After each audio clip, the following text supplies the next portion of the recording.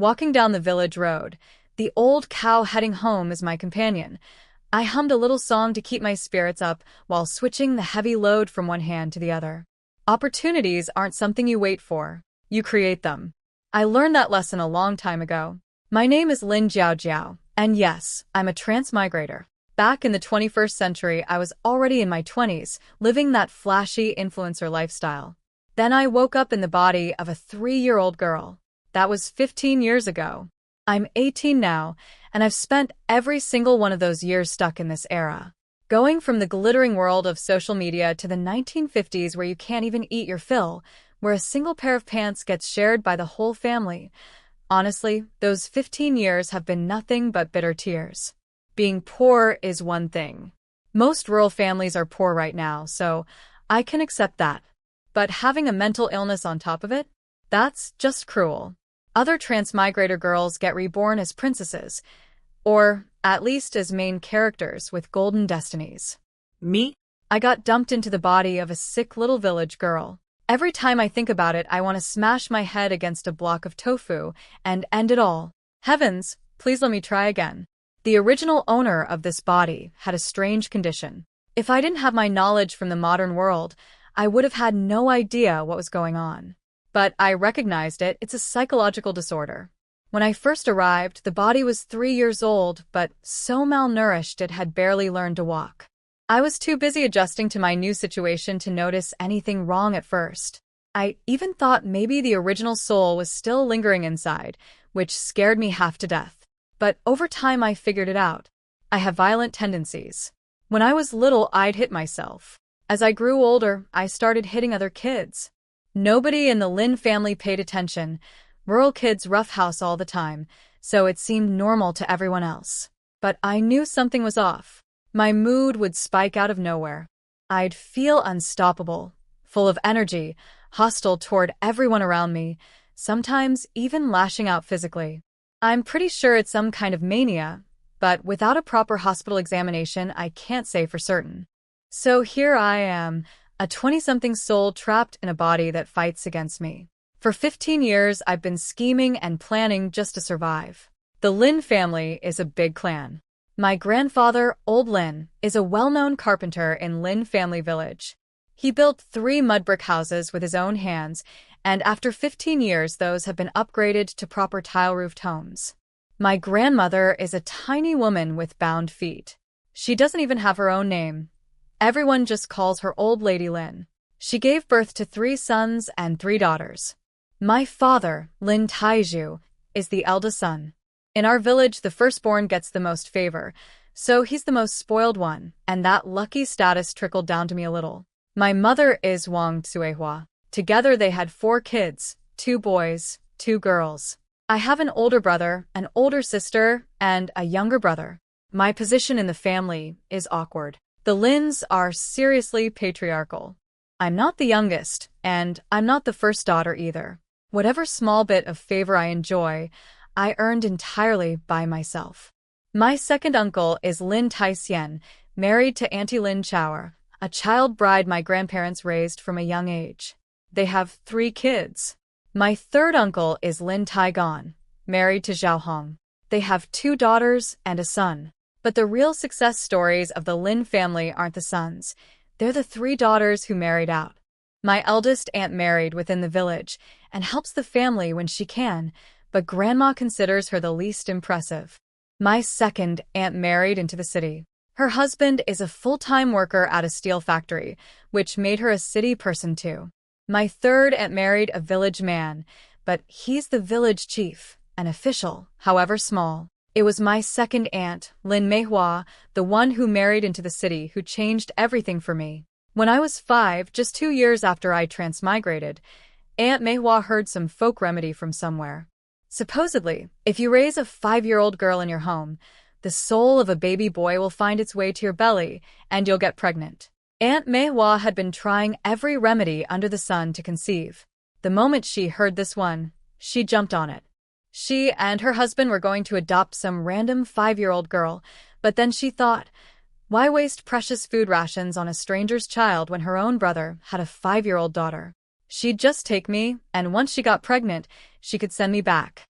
So, off I went to the city for 2 years. That experience opened my eyes. I saw exactly what my future would look like if I didn't start planning for myself. I threw everything I had into winning Aunt Mei Hua over. I'm naturally sweet-tongued and good at flattery, so it wasn't hard. And by sheer coincidence, shortly after I arrived, she actually got pregnant. She became absolutely convinced the folk remedy was real. Her affection for me became genuine after that. Of course, I knew the remedy was complete nonsense. There was nothing wrong with either of them physically, and they were trying every single night. It would have been weird if she didn't get pregnant. But that's not something a 5-year-old is supposed to say out loud. The bottom line is I was the biggest winner in that whole situation. With her biggest worry resolved and her mood soaring, and with me buttering her up at every turn, Aunt Mei Hua made a generous decision. She sent me to school. That was the turning point of my life in this era. After all, I'm not really a 5-year-old child. Schemes and strategies? I've never been short on those. From the moment I stepped into Aunt Mei Hua's house, I had my entire future mapped out. It was the 1950s. By the time I grew up, it would only be the 1960s. After 2 years of living here, I already had a clear picture of the Lynn family situation. The 1970s were still far, far away. I couldn't just sit around and wait that long. If I didn't take the initiative, the result was obvious. The Lynn family would sell me off in a marriage deal. I was going to have to marry someone eventually. So instead of letting the Lyns pick some random man for me, I decided I'd start grooming my own ideal husband from the very beginning. I spotted Dwang riding his bicycle toward me, looking like a small mountain on wheels. I wanted to gouge my own eyes out. The man is nearly 6'3", built like a tank, and his name, which literally means big and strong, fits him perfectly. Standing next to each other, we look like Beauty and the Beast. Back when I was little, I actually scouted out a lot of potential stocks for future husbands. But the problem was, during my episodes, I ended up beating all of them up. Every single one of those boys cried the moment they saw me coming.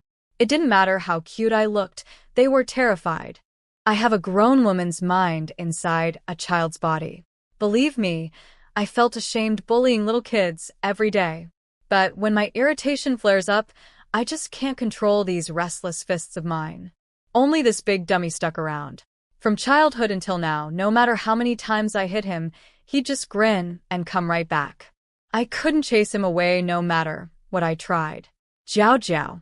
I called you like 3 times. What are you spacing out about? He hopped off his bike and waved his hand in front of my face. Fierce-looking face, gentlest voice imaginable. The contrast was so ridiculous I couldn't even look at him. Hurry up and take these bags from me. My hands are killing me. I snapped. Oh. He scrambled to grab everything I was carrying. He noticed my reddened hands and his face fell. The stuff I'd been struggling with for ages weighed absolutely nothing in his grip. He took one hand to hold the bags and used the other to pull my hand close, inspecting it carefully. Jiao Jiao, does it hurt? I have medicine at home. I'll put some on for you once we get to your second aunt's place in the city. Humph. Next time take my stuff earlier, I said. It was nothing serious to begin with, but since he was making such a fuss, I decided to milk it. He nodded obediently. He biked me all the way to the area near the steel factory, and then we separated. We're not officially a couple yet, so it's better to keep some distance in public. Jiao Jiao, sneak out later. I'll put the medicine on your hands, he whispered to me in this breathy voice, a giant nearly 6'3" trying to be secretive. He looked so ridiculous, I nearly went blind. Fine, now go. Someone's going to see us, I said, shooing him away.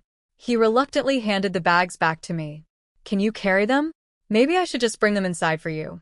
He really couldn't let it go. He's got thick skin and rough hands. Carrying that stuff felt like carrying air to him. But me?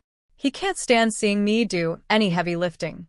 I'll carry them slowly, I said, and my tone was already getting impatient.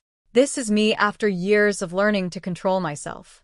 My temper is genuinely bad, and the illness is real. If the original girl had still been in this body, people probably would have thought she was possessed by a demon. Dwang has known me since we were kids. He can read every sign. The moment he recognized I was about to blow, he backed off. Then I'm going, he said, looking at me like a sad puppy. Go already. I said it without a shred of emotion, turned around, and walked off without giving him a single glance. His parents both work at the steel factory cafeteria as full-time staff, which means their family gets plenty of extra food. That's the only reason he grew up so massive. The Pei family lives close to Aunt Meihua's place, so it's convenient for Dwang to sneak me extra food from time to time. Since he rode his bike, he arrived before me. But instead of going inside, he stood in the courtyard pretending to clean his bicycle, waiting until he saw me walk safely through the family compound gate. He watched my hands to make sure I hadn't hurt them worse. Only after I disappeared through Aunt Meihua's door did he finally go home. The truth is, I'm not very welcome at Aunt Meihua's house anymore. She has her own son and daughter now. Nobody wants a poor relative showing up all the time to mooch. No matter how sweet my mouth is, it can't beat blood ties. I'm still grateful to her though. She paid my school tuition for years. I may be thick-skinned, but I have my sense of right and wrong, especially toward people who've helped me. I know they all see me as the poor relative coming to freeload. So aside from when Grandma sends me to deliver things to this aunt, I barely visit anymore. Being this down on my luck hurts. In this era, there's almost no way to make money. I tried everything I could think of, using every advantage I had as a transmigrator. But I failed at all of it. Money is hard to earn. That saying is true in any era. Making money isn't as easy as those novels make it seem. The people at the black market aren't idiots, and disguises are a joke. In the end, it was the knowledge in my head that earned me a tiny bit of cash, and I mean tiny. One time I went to the hospital for something, and I noticed they buy medicinal herbs. There's a big mountain near Lynn family village, so I figured there had to be useful herbs up there. I shamelessly hung around the hospital, sucking up to every doctor and nurse until I learned how to identify all the herbs. Then I spent 2 whole months harvesting on the mountain, specifically targeting the valuable ones. All that picking and drying. I'm someone who cares about my looks, and I got tanned a full shade darker. And when I finally sold everything to the hospital, 1 yuan. I didn't even want to talk about it. But a mosquito is still meat, no matter how small. I kept gathering herbs for years. Until I found a better way to earn money, I wasn't about to give that up. When I arrived at Aunt Meihua's with the delivery, she wasn't exactly warm. We're not short on anything. You didn't need to come all this way. She used to have some real affection for me, but her daughter and I don't get along. Since she spends more time with her daughter, and her daughter constantly badmouths me, Aunt Meihua's heart naturally shifted. Second auntie, Grandma told me to bring you these mountain goods. She picked out all the ones you like best, I said with a smile, pretending I didn't notice her coldness. The way the world works, people are warm when you're useful and cold when you're not. I used to be the one people tried to please. Now the roles are reversed. It stung at first, but after all these years I've gotten used to it. Hardship forces you to grow. That saying couldn't be more true. Just put it on the table, she said flatly. Then I won't bother you any longer, Auntie. I'm meeting a friend to go ask about factory recruitment. I made up an excuse and left. Other than school tuition, which I had no choice about, I've never taken advantage of Aunt Meihua's generosity, especially when it comes to food. Keeping a smile on my face was already me holding back as much as I could. My irritable mood can explode at any moment. After leaving Aunt Meihua's place, I went straight to meet up with Pei Dwang. Finding a job these days is incredibly hard. People with connections get recruitment information through their networks. Someone like me with no connections has to go ask at the factories directly. And even then, you might not get an answer. Every position is locked down tight. The meeting a friend excuse was just that, an excuse. When I reached our meeting spot, I could see Dwang from far away, squatting in a corner, like a little lapdog waiting for its owner. It was pitiful and funny at the same time. A guy nearly 6'3" crammed into a corner. You couldn't ignore him even if you tried. Jiao Jiao, the moment he spotted me, his puppy eyes lit up. His whole body radiated pure happiness from the inside out. I noticed passers-by glancing our way and quickly shot him a look. He got the message. He ducked his head and tried to squeeze his massive shoulders deeper into the corner, pretending he had nothing to do with me.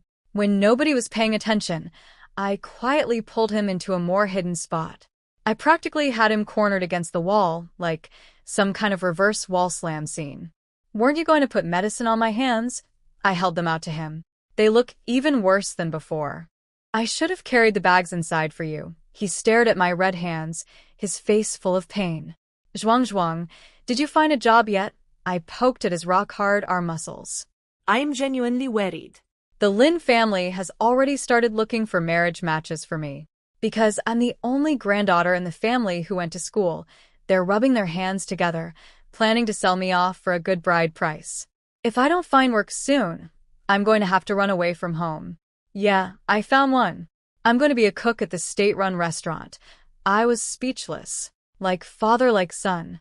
His whole family just can't stay away from cafeterias and kitchens. But at least he has a job. I'm honestly jealous. I know better than anyone how hard it is to find work in this era. Having connections really makes all the difference. Just a couple days ago, he was as lost as me, and now he's already employed. I could cry from envy. He's the only son in his family. His parents would never let him get sent to the countryside. It was only a matter of time before they found him something. Seeing me look a little down, Dwang tried to comfort me. Jiao. My mom said she'll save her job position for my future wife. He's not stupid. He knows exactly how I feel about him. He understands my family situation too. He knows I'd rather exhaust myself job hunting than marry him. He figures I'm not satisfied with him, that he's not good-looking enough, not smooth enough with words, and it makes sense that I wouldn't like him. But he decided a long time ago that I'm his person. He's guarded me for over 10 years. He intends to marry me. My mind is as sharp as a needle. I caught the hidden meaning in his words immediately. I stared at him, then reached out and pinched his arm as hard as I could. Don't you dare play mind games with me. It's a lifelong habit. Whenever I hit this man, I use full force. I have to, because he's basically my natural enemy. 18 years of hitting and yelling, and it doesn't faze him one bit. My strongest grip feels like a tickle to him. Jiao, I'm not playing games. My mom actually said that with her own mouth. He knew I'd been running around like crazy trying to find work, so he brought it up just to test the waters. His mom's cafeteria job has good perks, but it's exhausting. With my skinny arms and legs, he couldn't bear the thought of me doing that kind of heavy work. He could help me find a different job without his mom's position, but he wants to marry me first. Once I start working and meet more people, I'll have more options, and he's afraid I'll leave him. I forced down the irritation rising inside me, pinched the soft skin on his inner thigh as hard as I could, and with tears welling up in my eyes, said pitifully, Dwang, you don't care about me anymore. He sucked in a sharp breath. His whole body is basically armor except for his rear end and inner thighs where the flesh is actually soft. I squeezed hard, and he's not made of iron. Of course it hurt. He's used to this routine by now, me pinching him and then crying. But every single time he sees my tears, he panics and bends over backward to comfort me. I have him completely wrapped around my finger. He caved on everything, promises, concessions, whatever I wanted. But on the job position issue, he wouldn't budge. Not 1 inch. He's not young anymore. His dad has been a father for decades, and Dwang doesn't even have a wife yet. He's been watching over me since we were kids, and he's not about to let me slip away. Since I couldn't exactly force him to find me a job, my frustration boiled over, and I pinched every inch of his upper body, targeting all the spots that hurt the most. Let me go home and think about it, I said through gritted teeth. Hearing that, his eyes lit up with hope. He launched into a sales pitch about the benefits of marrying him. Jiao, you know what kind of person I am. I can cook, I can do laundry, I'm good at everything. He raised his hand like he was taking an oath. I swear, after we get married, I'll treat you so well. You can hit me, and I won't hit back. You can scold me, and I won't talk back. Every penny I earn goes to you. Every good thing to eat goes to you first. You tell me to go east, I will never go west. He never lies. He only says things he truly believes he can do. He looked at me with those hopeful eyes, practically begging me to say yes right then and there. I think I misjudged him. The honest-looking ones are actually the most scheming of all. I wasn't in the mood to deal with this right now. Just take me home. It's going to get dark soon. Okay, Jiao Jiao, please think about it when you get home. He said it carefully, watching my expression. Hurry up. Stop dawdling. I didn't want to discuss any of this with him. I'm a complicated person. I'd already planned on getting married. I never intended to stay single. But if someone tries to force the timeline on me, I get angry. Jiao Jiao, will you come out tomorrow? I want to go see a movie with you. He wants to see me every single day. He's fine doing anything as long as we're together. One day without seeing me and he feels empty and restless inside. I rolled my eyes without an ounce of grace. The cinema plays the same movie every single day. We've already watched it 5 times. I can practically recite the whole thing backward. I have no idea why he's so obsessed with it. Doesn't he ever get tired? Go watch it by yourself, I snapped. He wanted to ask me to a movie when I was already in a bad mood? What was he dreaming about? I rejected him, without mercy. Oh, he looked deflated but didn't dare say anything back. On the ride home, he pedaled impossibly slow. Since we wouldn't see each other tomorrow, he wanted to stretch our time together as long as possible. Sitting on the back of his bicycle, I kept pinching his waist the whole way. But of course, he couldn't feel a thing. I gave up and let go. When do you start work? He wobbled the bike to a stop, planted his foot on the ground, turned around with the most pitiful expression and said, Jiao Jiao, you don't care about me at all. His terrible bike handling nearly threw me off. I smacked his back. Ride properly. If you dub me off this thing, I won't let you off easy. Don't worry. Even if I crash, I'll crash myself before I ever let you fall, he said proudly. Just answer my question. I pinched his waist again. As an unemployed person, I was green with jealousy. I couldn't stand that smug look on his face. 3 days from now, he answered obediently. I didn't say anything after that. When we got close to Lynn family village, I told him to stop. Drop me off here. Jiao Jiao, let me take you all the way home. We're dating now anyway, so it doesn't matter if people find out, he suggested carefully. He hated all this sneaking around, but if we didn't keep it secret, I wouldn't agree to date him at all.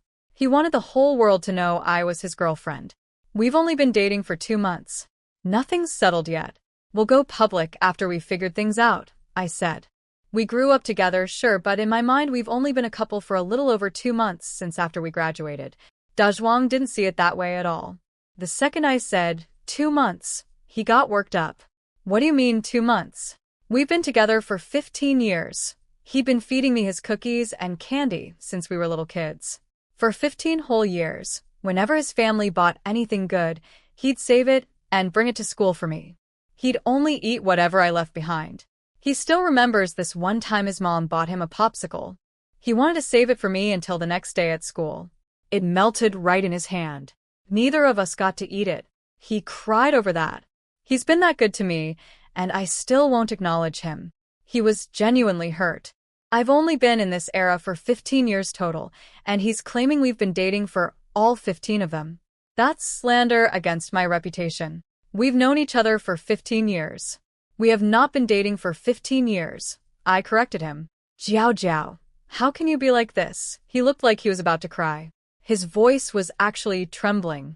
I got annoyed too. All I did was state a fact, and now this man was looking at me like I was some kind of scumbag who led him on. A 6'3" giant making that expression. It was almost criminal how awkward it looked. It's a type of beauty I simply cannot appreciate. I'm not about to feel sorry for this rough-skinned giant. I slapped him right across the face. Act normal. He's so used to being hit, he didn't even bother covering his cheek. Instead, he buried his head against my shoulder and whimpered, Jiao Jiao. Goosebumps exploded across my entire body. I can't handle this. I truly cannot. I backed up 2 or 3 steps to put some distance between us. You need to leave now. If someone sees us, it'll be bad for your reputation. Jiao Jiao, I have a girlfriend. I don't need a good reputation, he said, unhappy that I was brushing him off again. The more I tried to be nice about it, the more he pushed his luck. My last scrap of patience evaporated. Are you leaving or not? I said sharply. This mountain of a man actually flinched. Leaving. I'm leaving right now. He climbed onto his bike while still looking back at me with those longing eyes, hoping I'd call out and ask him to stay. Fat chance. I turned around and walked away without a backward glance. He trailed behind me at a distance, not too close and not too far, until I entered the village. Only then did he turn his bike around and head back. Tomorrow he wouldn't get to see me. Just thinking about it made him miserable. By the time he got back to the steel factory compound, his face was so dark and gloomy, combined with his naturally fierce features, he looked terrifying. He scared two little kids playing in the courtyard into tears just by walking past. He didn't even glance at them. At home, his mother Qian Shui rushed over the moment she saw his face. Dwang. What happened? Who upset you? Mom, I'm fine. I'm going to rest. He went straight to his room. He needed to think hard about how to get me to marry him. Did you even eat? His mom called after him, but he was already gone.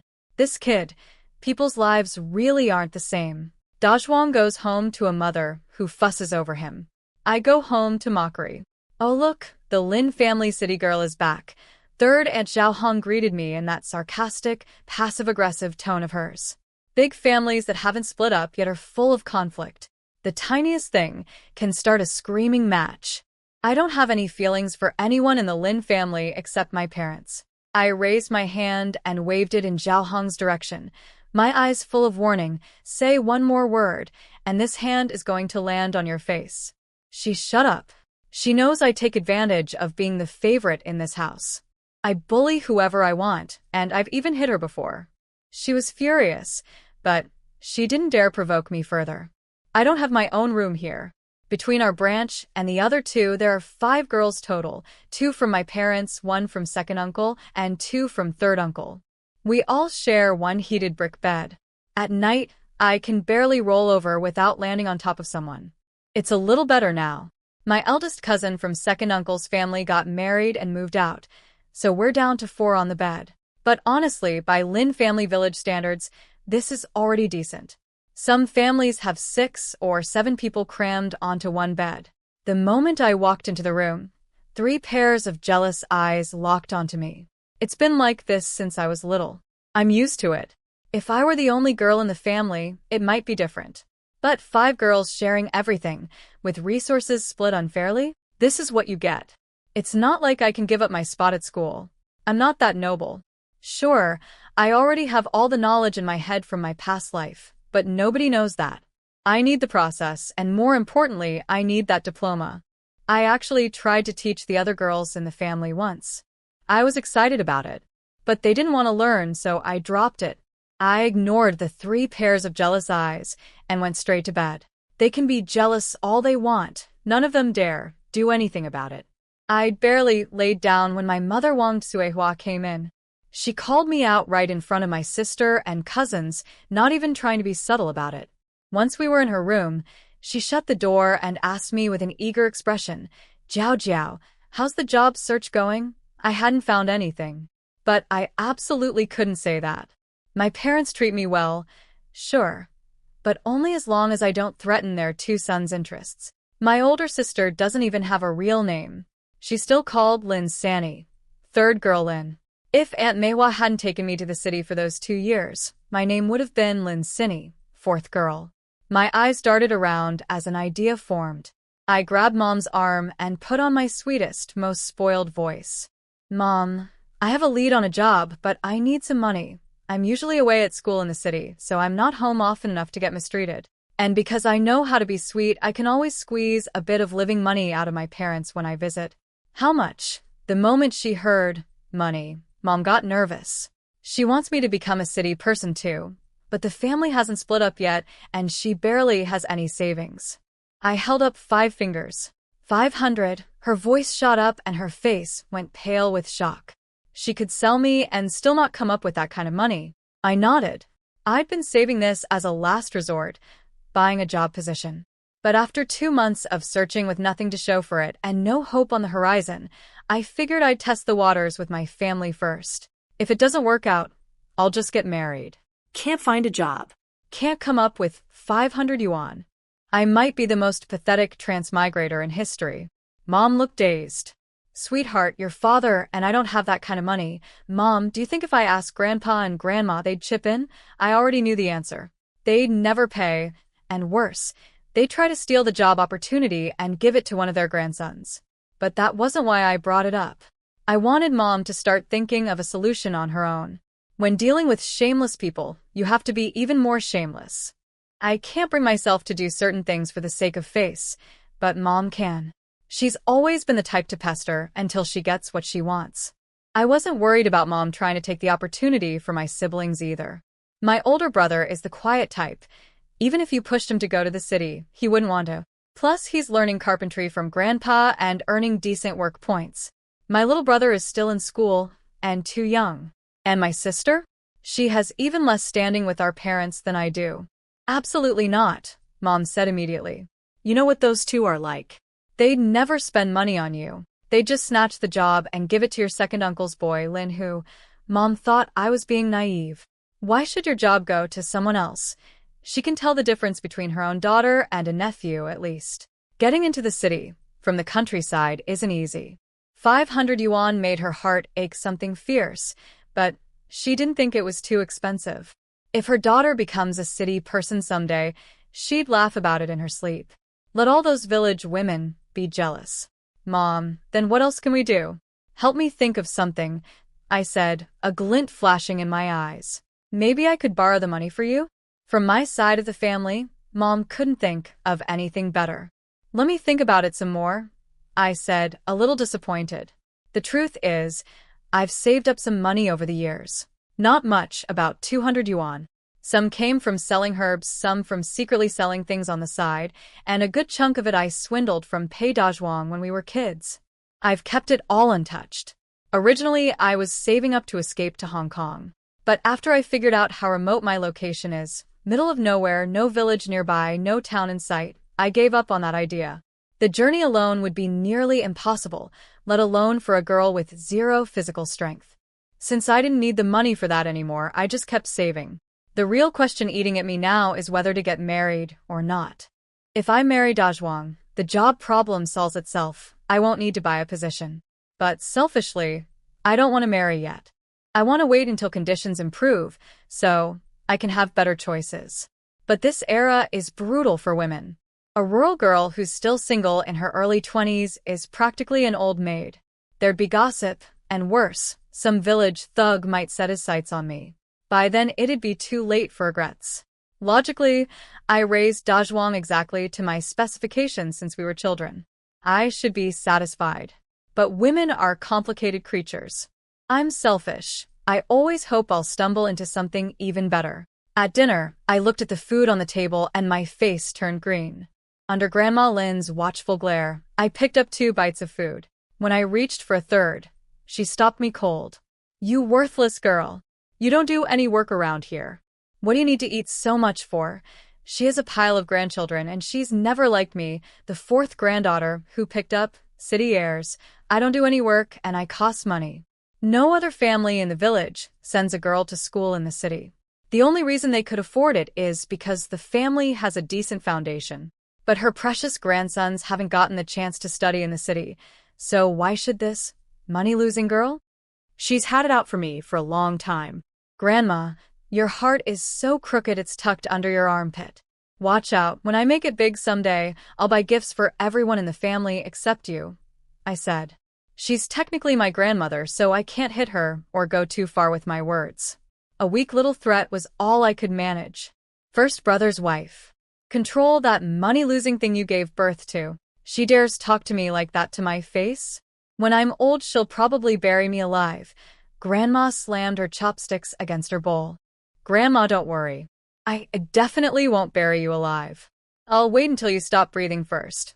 While she was distracted, I snatched 2 more bites of food with my chopsticks and gave her the cheekiest grin I could manage. I'm part of this family too. Why shouldn't I eat?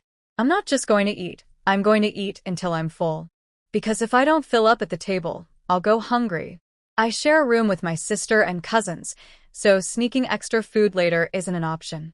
Grandma clutched her chest like she was about to die of rage.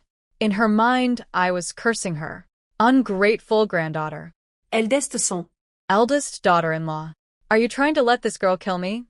She wanted to throw both me and my mother out of the house. Seeing there was no escape, my father spoke up. Lynn Jiao Jiao, is that how you talk to your grandmother? Apologize right now. I took the opportunity to climb down gracefully. With a big grin I said, Grandma, I'm sorry. You're such a big-hearted person. Please forgive me this once. Humph. She was annoyed for a reason beyond just my attitude. She hates that I use words she doesn't understand. She has no education, and every time I talk like this, it feels to her like I'm showing off that I'm the only one in the family who went to school. But I was already feeling wronged, so I wasn't about to sit there and let her keep bullying me. Grandma, why do you always pick on me for no reason? If you could actually win the argument, fine. But you're not even in the right, and you can't out-talk me either. So, what's the point? It's like you're not happy unless I scold you a little. I said my piece and left. I'd already finished eating. No reason to stick around. Watching me walk away, Grandma looked like steam was about to shoot out of her ears. She clutched her chest and complained to Grandpa. If you don't control that fourth girl soon, she's going to fly up to heaven. Grandpa Lynn is the classic patriarch, old-fashioned, believes in male authority, and normally doesn't get involved in women's squabbles. But secretly, he favors me. Unlike the other short-sighted women in this house, he sees that out of all 5 granddaughters, I'm the most likely to marry into the city and become a proper city person. He's always been willing to show me a little extra kindness. Why are you stooping to her level? He said with a dismissive wave, then went back to eating. Grandma didn't dare push back against him. She picked up her chopsticks and ate in silence. Back in the room, I lay on the bed thinking about my future and feeling nothing but anxiety. I came back early on purpose, that way I didn't have to stay outside and get bossed around by Grandma doing chores. Once it got dark, the other 3 girls filed in too. There's no electricity in the house, and Grandma is too stingy to give us a kerosene lamp. If you come back late, you're stumbling around in the dark. So we all come in early. I was lying by the edge of the bed, almost asleep, when my older sister Lynn Sanny suddenly spoke up. Jiao Jiao, Mom and Dad have started looking for a match for me. That's good, I said. I'm just a small person trying to control my own fate. I can barely manage my own destiny, let alone anyone else's. Jiao Jiao, I really envy you. You got to go to school in the city. You eat good food, wear nice clothes, and you don't even have to do chores at home. She truly envies me. Sometimes she wonders, we're both girls in this family, so why do I get to live so well? We're real sisters, but years of built-up jealousy have poisoned our relationship since childhood. If you worked hard, you could have it too, I said coldly, without a trace of emotion. Some people are like that. They only see the good parts of your life and never consider how much effort it took to get there. I'm not even from this world. In my other life, I had a good family, a healthy body, and a successful career. In this world, I have nothing. Everything I've built required every ounce of my scheming and effort. I accepted that gap and chose to embrace life anyway. And now that very effort becomes the reason others envy and resent me. I find it laughable. I desperately want to escape this life. It's always the same. We're real sisters, but I show her no warmth. Sanny thinks I look down on her. My cousin Lynn Ernie, who'd been listening to us, chimed in. Jiao Jiao, my wedding date has been set. What are you going to give me? She's different from Sanny. Compared to other girls out there, we granddaughters already have it pretty good. At least we don't starve. She knows she can't compete with me. She's always been clever that way. Her family won't give her much for the wedding, so if she can squeeze a small gift out of me, she'll be satisfied. I wasn't surprised. If Sanny is already being matched, then Ernie must be settled already. The 5 of us sisters are close in age. I'm already scrambling to plan my own future. They must be even more anxious. Whatever third sister and little sister give you, I'll give you the same, I said. We're not close enough for me to stand out with some big gesture. Fourth sister, I'm giving second sister a red hair ribbon. Fifth girl, little Lynn said excitedly. Saving money isn't easy for us girls. She'd been secretly saving for years and only managed to scrape together 1 yuan.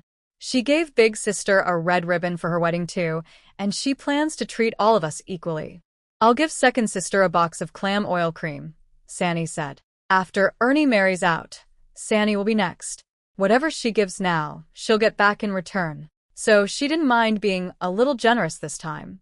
All right, then I'll give Ernie a hair clip, I said. It was a middle-of-the-road gift. I can make these clips myself from fabric scraps, so it costs me almost nothing, but they don't look cheap either. Even in this era, I refuse to let myself suffer unnecessarily. Every time Grandma packed food for me to take to school, it was always the worst stuff. One time, the wheat she gave me was nothing but husks, not a single actual grain inside. That's when I had Dwang find me some fabric and thin metal sheets. I made all kinds of hair clips and traded them at school for food, pastries, and other supplies. I was very careful. I never traded for cash directly, only goods. Between my little hair clip business and Dwang's regular food supplements, I managed to keep myself from wasting away in this era. Ernie got the answer she wanted and sounded very happy. Then I'll be waiting for your gifts. Second sister, don't worry. We definitely won't forget yours, Little Five said cheerfully in the darkness. The next morning, before the sky was even light, Grandma dragged me out of bed. I was sleeping so peacefully when suddenly someone pinched my chest hard. I shot up in a panic, heart pounding. I opened my eyes and saw Grandma standing there, fuming. I was furious too. Grabbing my chest first thing in the morning? That's crossing a line. Grandma, if you're sick, go see a doctor. Stop scaring people like that. I snapped. You lazy girl. Caught lying in bed by an old woman like me, and you're not even ashamed? If I were you, I'd have drowned myself in the river from embarrassment.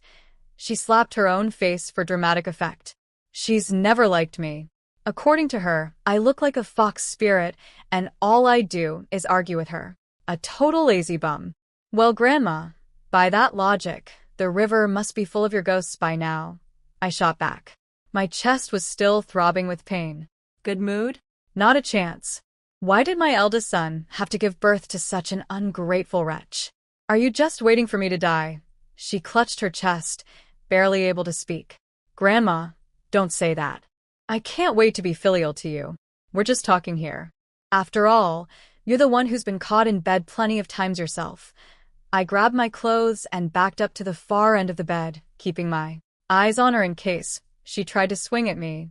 Before she could respond, I added, Grandma, the saying goes, when the top beam is crooked, the bottom beam grows crooked too. I learned everything from you. You can't blame me for not mastering all your techniques. I'm a level 10 trash talk champion. When facing an enemy, I don't flinch. You little brat. If I don't teach you a lesson today, you won't even remember your own last name. Grandma let out a war cry and launched herself onto the bed, trying to grab my mouth and rip it apart. I'd barely finished dressing when I saw her coming, so I leaped off the bed and ran. She may not deserve my respect the way she acts, but I still have basic morals about respecting elders. I can talk back all day, but I genuinely don't dare lay a hand on her. If anything happened to her because of me, forget the Lynn family, the gossip from the whole town and county would drown me alive. Good news stays home. Bad news travels 1,000 miles. I still can't figure out how, in an era with no phones and terrible roads, rumors managed to spread to every single person. I sprinted ahead and Grandma chased behind, and she was fast. I glanced back and couldn't believe it. This woman is almost 70, and she's in better shape than me. The moment I spotted Grandpa, I dove behind him and put on my most pitiful face. Grandpa, look at Grandma. She picks on me every single day. If she doesn't find something to nag me about, she can't sleep at night. You can't just stand by and do nothing. Control her. I dared to tattle right in front of Grandma because I was absolutely certain Grandpa would take my side. I know exactly what his weakness is. He thinks I'm pretty and educated, and he's banking on me marrying into the city like Second did, so I can pull the Lynn family up. As long as I keep feeding him that dream, I can get away with almost anything in this house. Old woman, Jiao Jiao is home resting for once. Can't you just leave her alone? Grandpa's face was stern. Resting? Grandma's voice shot up 3 octaves. She's been resting for 2 months. She doesn't do a thing around here. All she does is eat, sleep, and run off to the city to fool around. She hasn't found any job. Old man, don't let her trick you. Grandpa, jobs aren't easy to find. Every position is taken, and we don't have connections. You have to give me some time. Standing behind Grandpa, I was full of confidence. Even if I hadn't found anything, I'd never show weakness. I needed him to believe I was absolutely going to land a city job. And he did believe me. He's watched me grow up, sharp as a tack since I was tiny, plus over a decade of city schooling. Even if I couldn't find a job, with my looks I'd at least marry a city man with a job. He had full faith in me. If you've got nothing to do, go work in the fields. Stop bothering her, Grandpa told Grandma. He'd said it multiple times already, and she kept ignoring him. This time he was genuinely angry. Then he turned on me too. And you, stop picking fights with your grandmother. 50 lashes each. Fair enough. When Grandpa walked off, I trailed right behind him. No way was I staying behind to trade dirty looks with Grandma.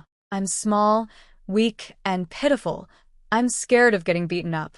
The entire walk, I didn't stop painting beautiful pictures of the future for him. He's my biggest backer, so of course I'm going to keep him happy. I made the pie as big and round as possible, filling his head with dreams. He's been around long enough to know better than to get carried away. He came back down to earth quickly, but that didn't stop him from being pleased.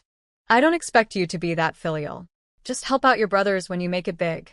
Grandpa, I'll help my brothers and I'll take care of you and Grandma too. He actually turned and looked at me when I said that.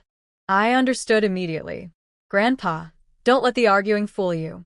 Deep down I remember everything Grandma has done for me. 15 years in the Lynn household, and I've perfected the art of survival. Tell people what they want to hear. Human or devil, I adjust my words accordingly.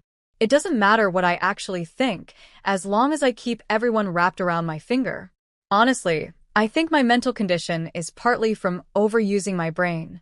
Living this exhaustingly every single day, of course I can't control my inner frustration. As long as you have that intention, that's enough. Grandpa is very satisfied with me. He thinks I inherited his smarts. His only regret is that I'm not a grandson. If I were, he'd pour everything into raising me. After buttering him up all morning, I scored something incredible, a boiled egg. Grandma controls every scrap of food in this house, and she's the stingiest person alive. Even my older brother, the family favorite, has barely eaten a boiled egg in his life. But today, right under Grandma's murderous glare, I got one placed directly in my hand. I ate that egg with pure bliss. I was more convinced than ever that latching onto Grandpa was the smartest move I ever made. The more Grandma glared at me, the more delicious that egg tasted. If basic manners didn't hold me back, I absolutely would have smacked my lips as loudly as possible just to rub it in. After breakfast, I grabbed my basket and headed up the mountain. My future is uncertain, so I might as well focus on making money. In this era, besides ration tickets, nothing matters more than cash. I snuck up the mountain avoiding people, and the moment I reached my secret spot, I saw a figure the size of a small mountain already there. Jiao Jiao. Dwang turned around when he heard me, and his eyes literally lit up. Why are you here again? I missed you. He took the basket from my hands, staring at me with those sparkling eyes. What was I supposed to say to that? We just saw each other yesterday. Tomorrow I'm going to the city. He kept inching closer, and I stepped back with a look of disgust. You're covered in sweat. Stay away from me. He sniffed himself. Jiao Jiao, I'm sweating, but I don't stink. Smell me if you don't believe me. He said smell me, but what he actually did was shove his face right up against mine. I am not a romantic person. I shoved his face away with my hand. Jiao Jiao, he gave me that wounded puppy look. I pretended I didn't see it. When his pouting didn't earn him any sympathy, he switched topics. Jiao Jiao, are you hungry? I brought you something good to eat. The second I heard something good to eat, my entire attitude changed. Suddenly, I didn't mind his sweat at all. I hooked my arm through his and leaned close to his ear. What did you bring me? I said in my sweetest voice. Having me that close sent him into overdrive. He wrapped one arm around my waist, lifted me right onto his body, puckered his lips against mine, and mumbled, all your favorites. I'm used to this by now. Whenever he gets excited, he picks me up like I weigh nothing. I think I spoiled him. He never does this with anyone else. Plus, he's been freakishly strong since we were kids. He can hold me over his head with one hand. I couldn't fight him off even if I tried. We're a young couple, so of course there's going to be some affection. I held his face and gave him a deep, intense kiss. When we pulled apart, he still wanted more, leaning in with his lips puckered. I slapped my hand over his mouth, lightning fast. No more. I'm hungry. His brain was still buzzing and he stared at me, completely lost. How can someone be so timid and so massive at the same time? And so tough on top of it? If only he were a bit more handsome, I'd have fallen for him completely by now. I patted his cheek and said in a fierce tone, "Hurry up, show me what you brought. Or I'll beat you up." I even raised my fist for emphasis. Oh, he didn't even bother putting me down. Just held me with one arm and grabbed his bag with the other. I snatched it and tore it open immediately. Before he mentioned food, I was fine. But the moment the topic came up, my stomach felt like a bottomless pit. I'd eaten at the Lynn house, but that food doesn't fill you up. Sitting still is okay, but the second I start moving, whatever little bit was in my belly vanishes. I focused on unwrapping the package. He focused on watching me. His face screamed, "Praise me, praise me." If he had a tail, it would have been wagging like crazy. I pulled out 2 lunch boxes, and when I opened them, my stomach growled even louder. This man may look like a rough mountain, but his cooking skills are no joke. Every single pastry inside was shaped like a tiny heart, small, delicate, beautiful. I almost didn't want to eat them. I grabbed his face and kissed it hard twice. "Baby, how are you this amazing?" He got a little shy. He said when he was making them, all he could think about was me, and they just came out shaped like that. They say the way to a woman's heart is through her stomach. Since I wasn't going to the city today, he came to find me, packed up pastries in his lunch boxes, and rushed over. He was afraid to hang around near my house in case I got angry, so he came to our secret spot and hoped I'd show up. "Jiao Jiao, try them. Last time you said they were too sweet, so I used less sugar this time." Holding me with one arm, he picked up a pastry with his free hand and brought it to my lips. His hands aren't exactly clean, but I opened my mouth and ate it anyway. Not bad. Sweetness is just right. I nodded approvingly and gave him a thumbs up. I ate more than half the box by myself. Only after I was clearly stuffed did he take 2 pieces for himself. He made a mental note to remember this exact flavor, so he could make them the same way every time. The mood was perfect, so naturally, I wasn't going to waste a chance to be flirty. I wrapped my arms around his neck and gazed into his eyes with all the tenderness I could muster. "Baby, I really, really want a job. He knows what I want. But he has no sense of security. That job position is the only bargaining chip he has to keep me. It's not that he doesn't care about me. He just wants to make me his wife first." He pressed his lips together and said nothing. Everyone has selfish motives. I know what he wants. I pretended to be hurt and buried my face in his shoulder. "Fine. "If you don't want to help, forget it," I said in a muffled, sad voice. "Jiao Jiao, will you marry me?" he asked again. He can't stand seeing me like this. He wants me to be happy every single day. "Then kiss me." I didn't answer his question. I just pouted and acted cute, but I didn't actually wait for him to respond. I grabbed his face and kissed him again. Our secret spot was filled with the hormones of 2 young people. This time I decided to teach him a proper lesson. His skin is so thick that no matter how hard I hit or pinch, he doesn't feel a thing. Meanwhile, my hands hurt like crazy. So I went for the weak spot. I let my hands wander across his body, got him completely worked up, and then jumped right off him. 1 second he had a beauty in his arms. The next, nothing. He opened his eyes in total confusion.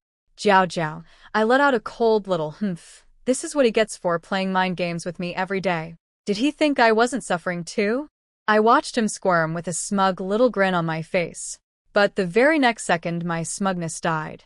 This man had absolutely zero shame. He started taking care of his situation right in front of me. This disgusting pervert. I slapped my hands over my eyes and screamed internally like a prairie dog. He was embarrassed too, honestly. But being embarrassed lost out to being uncomfortable, so he powered through it under my murderous glare.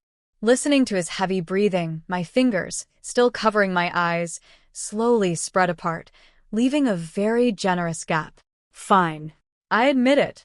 I'm a shameless woman, and I can't hide it anymore.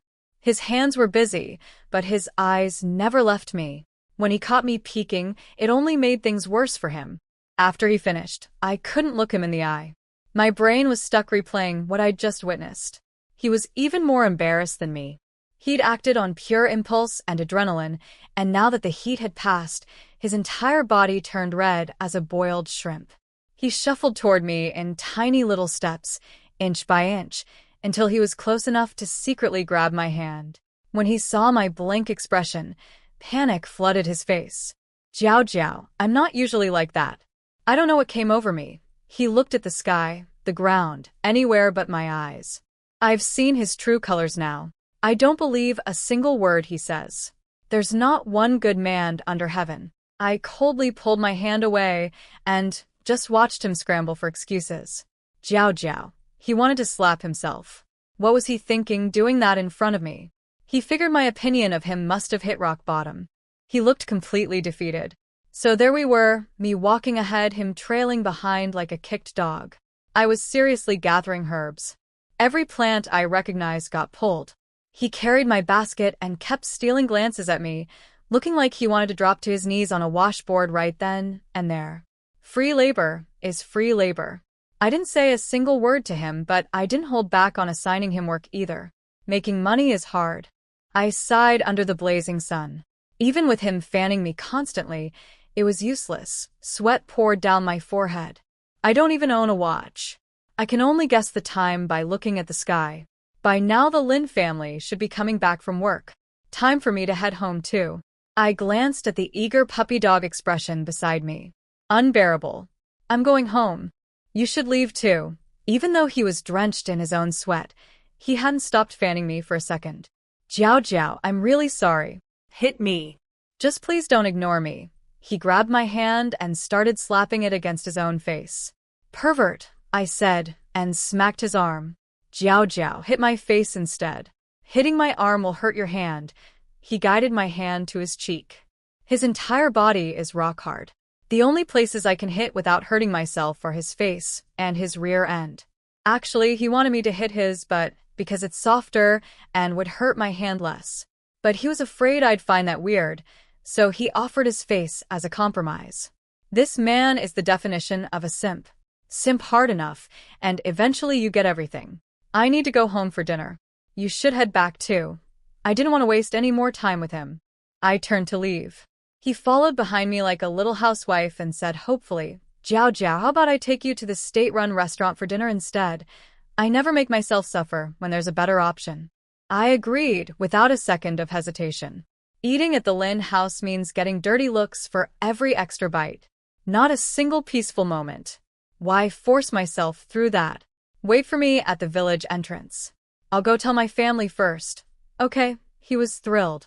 Back at the Lynn house, most of the workers had returned. I said a quick hello, told Grandpa where I was going, let my parents know, and left. Watching me go, Grandma muttered under her breath, skipping lunch, running off at noon.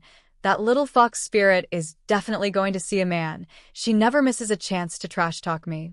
Enough. She's already gone. Keep it down. Grandpa heard her and shot her a glare. No wonder I'm always at war with this old woman. Listen to the things she says. Is that any way for an elder to talk? I'm not wrong, though. She didn't dare talk back to Grandpa directly, so she just grumbled quietly. I climbed onto Dwang's bike and immediately started nagging him to pedal faster. We were still at the village entrance. If anyone saw us, my reputation would be toast. Again, I've been living in this world for 15 years now. Compared to my modern life, where everything was handed to me, I've become 1,000 times more hardworking.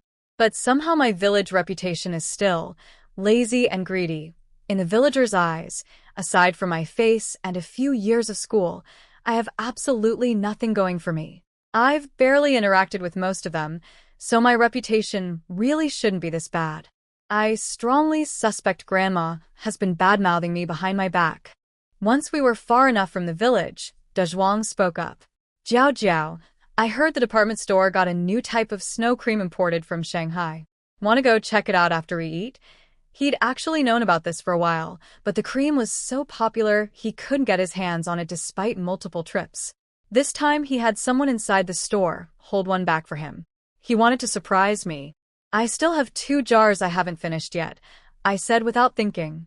I know how to spend money, but I also know what's worth spending on, and what isn't. Buy it and use it slowly. It doesn't go bad. His girlfriend deserves the best. Everyone else has one, so his Jiao Jiao should too. He wasn't giving me the option to refuse. Aside from the terrible food at the Lynn house, my life isn't actually that bad. But somehow the moment I see meat, my legs stop working. I don't act like a transmigrator at all. I can't figure out why. I really can't. We ordered 2 meat dishes and 1 vegetable dish. After dinner, I still couldn't out-stubborn this man. He dragged me to the department store. Jiao Jiao, smell this. Isn't it nice? He handed me the snow cream he'd just paid for. Miss, your boyfriend is so good to you. He came here asking about this cream several times and made me hold one back for him, the saleswoman said, looking jealous. Of course she didn't help for free. He'd given her a Tuliang grain ticket. I smiled at her and turned to Dwang with the sweetest voice I could manage. It smells really nice. In front of the saleswoman, of course I wasn't going to embarrass him, especially when he'd bought me something I actually need. After we left the store, I took him to a small park. The streets were too crowded for a proper date. Jiao Jiao, tomorrow I'll come pick you up at the village. I'll make you chicken with potatoes. He's starting work soon and wants to use these last couple of days to convince me to marry him. Once he starts working, he won't have nearly as much free time. And watching me stress about finding a job every day hurts him too. Deep down, he's already decided that even if I refuse to marry him, he'll still help me find work. Then I want your shredded potatoes too. When I was sure nobody was watching, I hugged his arm and leaned against him. He looks big and rough, but his cooking is genuinely excellent. His meat dishes are incredible, and the only vegetable dish worth mentioning is his shredded potatoes. I'm a meat lover through and through, so he has me completely hooked. The moment I got close, his breathing got heavier. Forget shredded potatoes. If I asked him to cook his own flesh, he'd probably do it. The size difference between us is almost comical. When he wraps me in his arms, you can't even tell there's a person in there from behind. Baby, from now on you have to be very, very good to me. No hitting back when I hit you. No talking back when I yell at you. When I say go east, you don't go west. I broke free from his embrace, put my hands on my hips, and said it as fiercely as I could. Jiao Jiao. He looked a little hurt. When has he ever hit me back or talked back? I've always done whatever I wanted to him. He tried to respond, but I cut him off with a smack on his mouth. No talking. Listen first. Oh. He stood there like an obedient little wife, waiting for my orders before daring to open his mouth. And you have to do my laundry. I thought about it for a long time, and that was the only thing I could come up with. Everything else was already his job anyway. Jiao Jiao, I've been washing your socks since we were in school. He looked confused. He's always done my laundry. He didn't understand why I needed to tell him again. Well, he had a point. As long as we were at school, he washed everything except my underwear. I still don't know how he managed to do it for years without his family finding out. It's only been these last 2 months since we graduated, and I moved back to the Lynn house that I've been washing my own clothes. Handing them to him now would be too inconvenient. When I really thought about it, this man has actually been pretty great all these years. Way better than me, at least. Suddenly this decision didn't seem so bad after all. Go home early tonight. Tell your parents about us. I grabbed his cheeks with both hands, stretched them sideways, and said it in my fiercest tone. Jiao Jiao. He was so excited he could barely talk. With me pulling his cheeks apart, his drool escaped and landed right on my hand. I reacted fast, but not fast enough. My expression instantly switched to pure disgust. I wiped my hand on his clothes. You got your drool all over me. He watched me with the most adoring eyes, not minding one bit that I was using him as a towel. He grabbed my hand and kissed it twice. Jiao Jiao, did you really mean what you just said? No. I was joking. I rolled my eyes. I was already regretting this. This man is so dense it's painful. What was I supposed to say that I didn't mean it? I don't care. I'm taking it as real. Tomorrow I'm bringing my parents to your house to propose. His face lit up like the sun. We've been secretly dating since we were kids, and now we finally don't have to hide anymore. He's going to be a man with a wife, not some old bachelor. The thought made him laugh out loud. I glanced at this fool grinning to himself and didn't object. I've already made my decision. There's no reason to go back on it. If he's impatient, I can accommodate him a little. Seeing that I didn't protest, his smile grew even wider. Jiao, I've already looked into bride prices. I've had everything figured out for a while. Does this sound right to you? He's been preparing for this day for years. Just talking about it made his mouth stretch practically to his ears. He listed the highest standard of bride price he could find. I didn't understand any of it. The only thing that struck me was how cheap getting married is compared to the future. Nothing like the astronomical bride prices of later generations. Just discuss the bride price with both sets of parents and figure it out, I said. Whether the money would actually end up in my hands was anyone's guess. Better to keep my mouth shut. Knowing Grandpa Lynn's character, he probably wouldn't go too overboard. After all, he still wants his promising granddaughter to marry into the city and help the Lynn family. Jiao, can I buy you a watch? He asked carefully. He'd actually saved up enough money for one before, but when he bought it, I refused to take it. So now a women's watch is sitting on his thick wrist. He's wanted to give me a matching watch for ages, a pair, so people would see us and know we're a couple. Go ahead and buy it. I know this is his obsession. It's not that I didn't want the watch before, I genuinely couldn't accept it. A poor village girl wearing a watch is just begging for people's jealousy. I never underestimate what envy can make people do. We talked for a while longer before Dwang finally dropped me off near Lynn family village. Jiao, I'm bringing my parents first thing tomorrow morning to propose. Don't forget to tell your family. He looked at me with those worried eyes, like he wanted to run in and tell them himself. I know. Now go before someone sees you. I shooed him away impatiently. Do I look like someone who'd forget? The entire ride here his mouth didn't stop moving for a single second.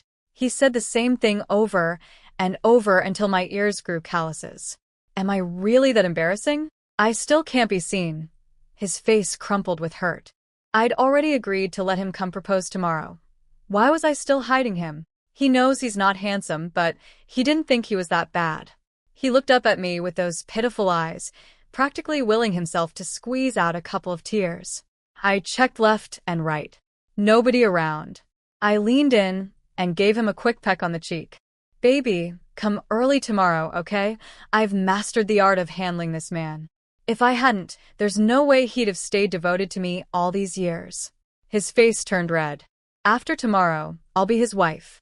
We can kiss at home whenever we want without all the sneaking around. I'll be there first thing, he nodded eagerly. He's been dreaming about this for too long to mess it up now. I finally got him to leave and let out a sigh of relief. I turned to head home, and he circled back.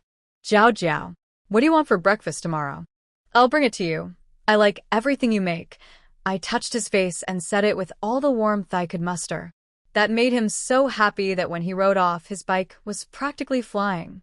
He hit several potholes along the way, but nothing could ruin his mood. The moment he got home, he dragged both his parents, just back from the factory, into a room. Mom, Dad. I have something very serious to tell you. He tried to wipe the grin off his face and look solemn to show how important this was. But he was radiating so much joy that the serious expression just looked bizarre. His parents, Qian Shui and Pei Yukai, could tell something was off with their son. They sat up straight. He cleared his throat. Mom, Dad, I'm getting married. He didn't even give them time to react. He plowed right ahead. The girl is Aunt Meihua's niece. Tomorrow I'm taking you both to the Lin family to discuss the marriage. What? What did you just say? I didn't hear you. His mother couldn't believe her ears. Her son is big and rough. She never imagined he'd find a girlfriend on his own. She'd already contacted several matchmakers to set up blind dates. Mom. I'm getting married. To Lin Jiao, Aunt Meihua's niece. He practically bellowed it. This was the happiest news of his life. He'd shouted 100 times if she wanted. His mother stumbled back, hands over her ears. You brat. Can't you keep it down? You're going to make me deaf. His father, Pei Yukai, recovered faster. He'd seen me before. That girl, isn't she from the countryside? Yes. Her family's in Lynn family village, really close to the city. Mom, Dad, get up early tomorrow. I'm taking you to propose. Just talking about me made his whole face glow. Before his father could say anything, his mother objected immediately. Absolutely not. I won't allow it. Her son has such good prospects. How can he marry a rural girl? Any future grandchildren would follow my household registration. She refused. The smile vanished from Dwang's face. Why not? With his naturally fierce features now darkened by anger, his mother's heart rate spiked. She's a village girl. No job, no grain rations, and our grandchildren's household registration would follow hers. That's why. Her voice went shrill. Jiao Jiao will have a job. I still don't agree. She cut him off. His father stayed silent, which meant he sided with his wife. Then I'll marry into her family, as a live-in son-in-law. They won't mind that I'm a city person. Dwang said it without a moment's hesitation. In his mind, the two of us are already one. Who marries who makes no difference. Are you trying to kill me?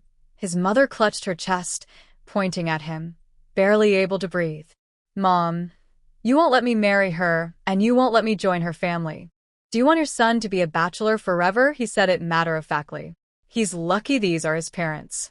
If anyone else tried to stand between him and me, he'd beat them until their own mothers couldn't recognize them. Son, let me find you a better girl. I'd never let you stay single, she tried to soothe him. Jiao Jiao is the best. If you don't come with me tomorrow to propose, I'm going to a matchmaker to arrange my entry into her family as a live-in husband. His voice was iron. He's been waiting for me for too long to give up now that I'm finally within reach. Then don't bother coming home. And forget about the job I got you. Let's see if she'll want you then. His father's anger boiled over. This ungrateful son. Fine, Dad. Just treat me like water that's been splashed out. When it's time to visit my in-laws, I'll bring Jiao Jiao back to see you. Dwang didn't flinch. You can't twist an arm stronger than a leg. No matter how much Dwang's parents objected, they couldn't win against their own son. They weren't really going to let their only boy marry into someone else's family, were they? My side was the complete opposite, shockingly easy. The moment I told Grandpa Lynn, he looked like he wanted to set off firecrackers to celebrate. He knew he'd been right about me all along. His granddaughter really does have what it takes. Fourth girl, tell Grandpa more about the boy's family. His attitude toward me was unusually warm. There's nothing left to tell. I've said everything I know. I sighed.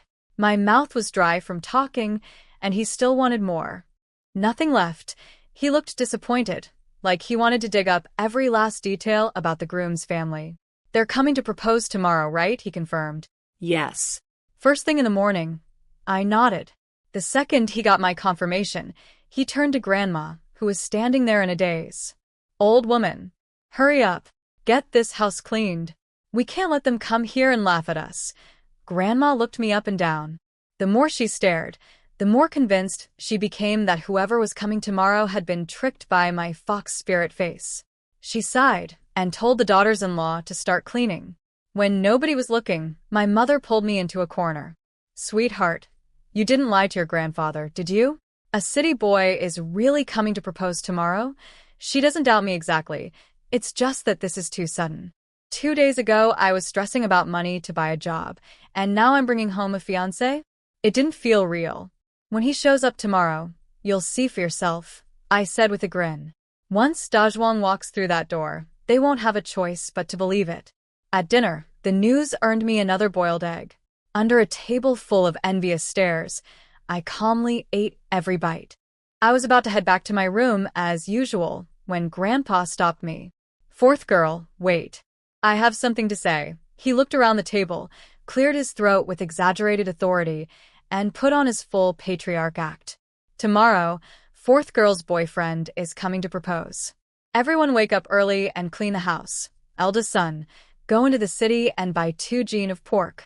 Second son, go to the river and secretly catch a fish. Third daughter-in-law has the best cooking skills, so she's in charge of the meal. And everyone wear your best clothes. Don't embarrass me. He assigned a task to every single person and nodded with satisfaction. Nobody dared complain. That night in bed, I really felt the sting of jealousy from the others. Big sister got married. Second sister is engaged. Third sister is being matched. And now fourth sister, you're getting engaged too. Soon I'll be the only one left, fifth girl said with a sigh. Your turn will come soon, right after Jiao Jiao, second sister said casually. Her wedding date is already set, so other people's business doesn't concern her. Too bad I don't have fourth sister's luck, marrying a city boy and getting to eat commercial grain rations. Fifth girl's voice stripped with envy. The men they're matching me with are all village boys. We can't compare to Jiao Jiao. Even my own sister, Sani, couldn't hide her jealousy. Same parents, same family. So why does she get the good life while the rest of us suffer? I may be an outsider in this world, but we've shared this bed for over a decade. There are real feelings there. Once we all marry off, we'll barely see each other. I don't want things to end on a bitter note. You envy me? I envy you, I said with a self-deprecating laugh. Name one person in this village with a worse reputation than mine. People always compare. Nobody except your parents truly wants to see you doing better than them. I have nothing to hold on to in this family. Lying there, I realized how foolish my earlier hesitation was. Why would I stay in a place like this any longer than I have to? Hearing me say that seemed to comfort the other three a little. At least their reputations are better than mine. I didn't feel like talking anymore, so I pretended to fall asleep. Once I went quiet, the others lost interest in chatting too. And somewhere between pretending and breathing, I actually fell asleep for real.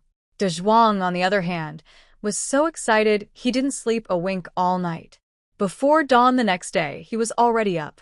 He cooked breakfast for his family first, then started on a separate, much fancier meal for me, pouring every ounce of skill he had into it.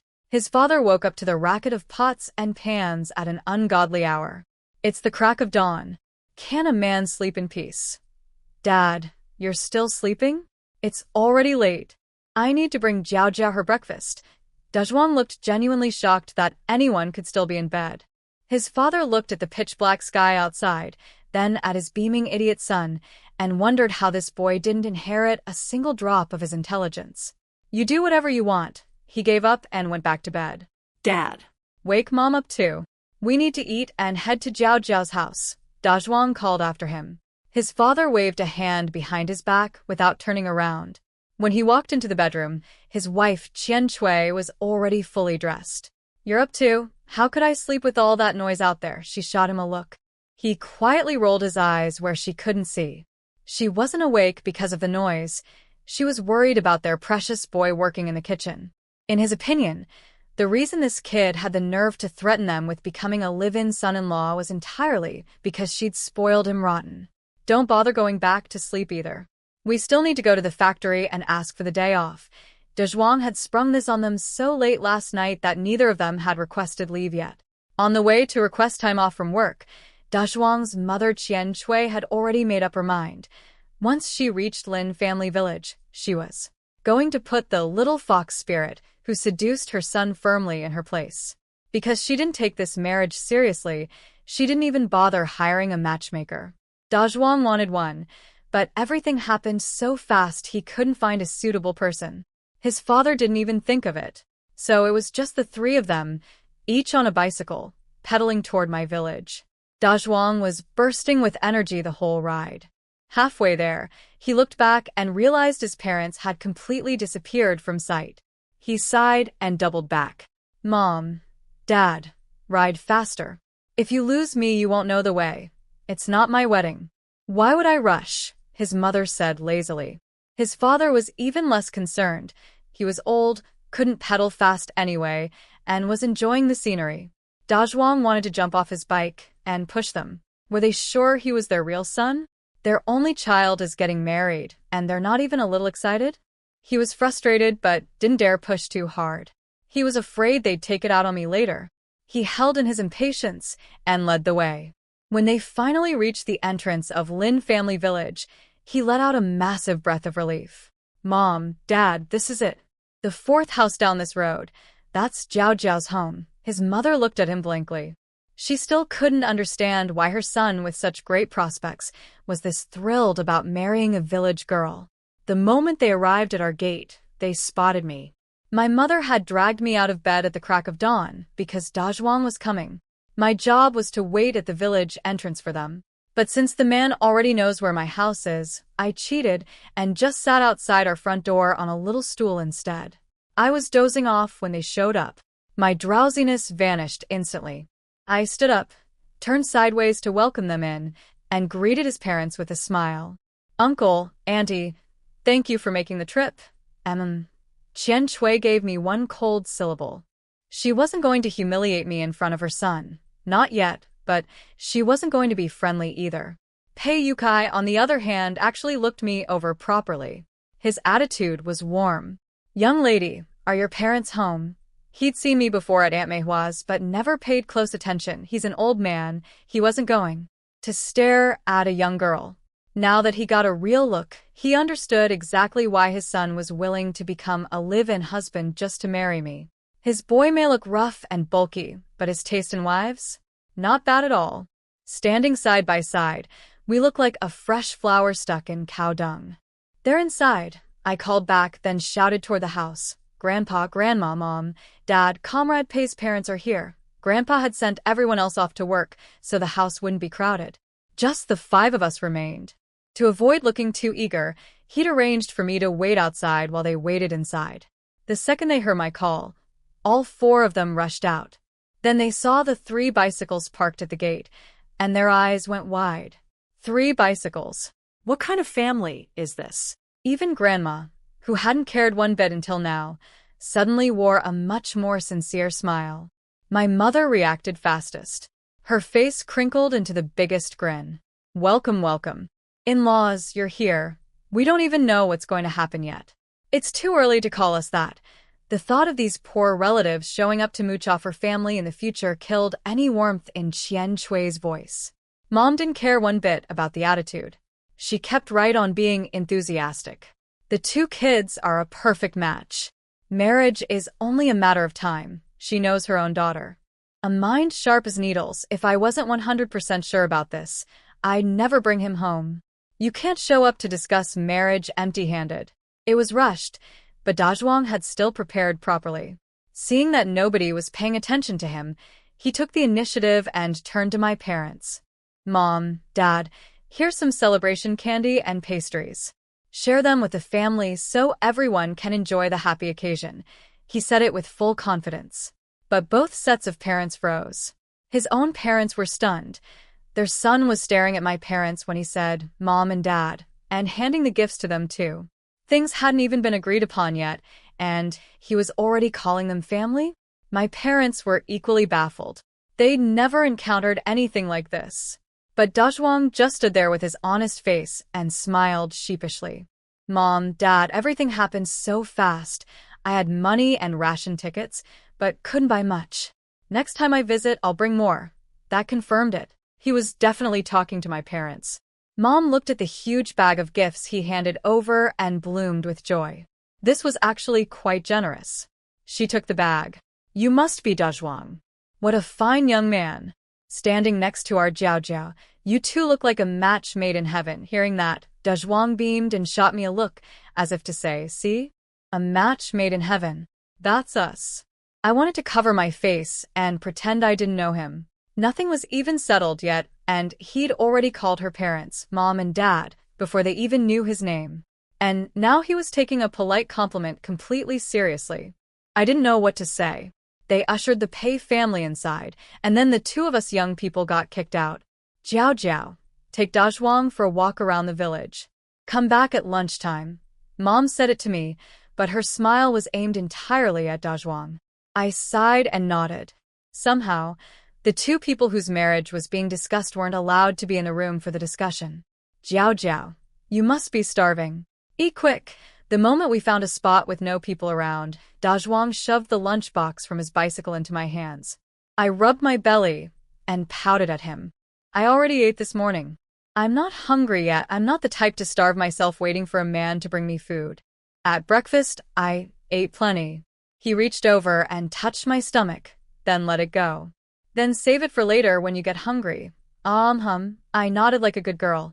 I'm the kind of person who doesn't worry about anything. Dwang is the opposite. Both sets of parents were, and they're deciding our future. How could he possibly relax? Jiao, if they can't reach an agreement, I'll just bring my dowry and marry into your family, okay? He tugged at the hem of my sleeve, looking a little embarrassed.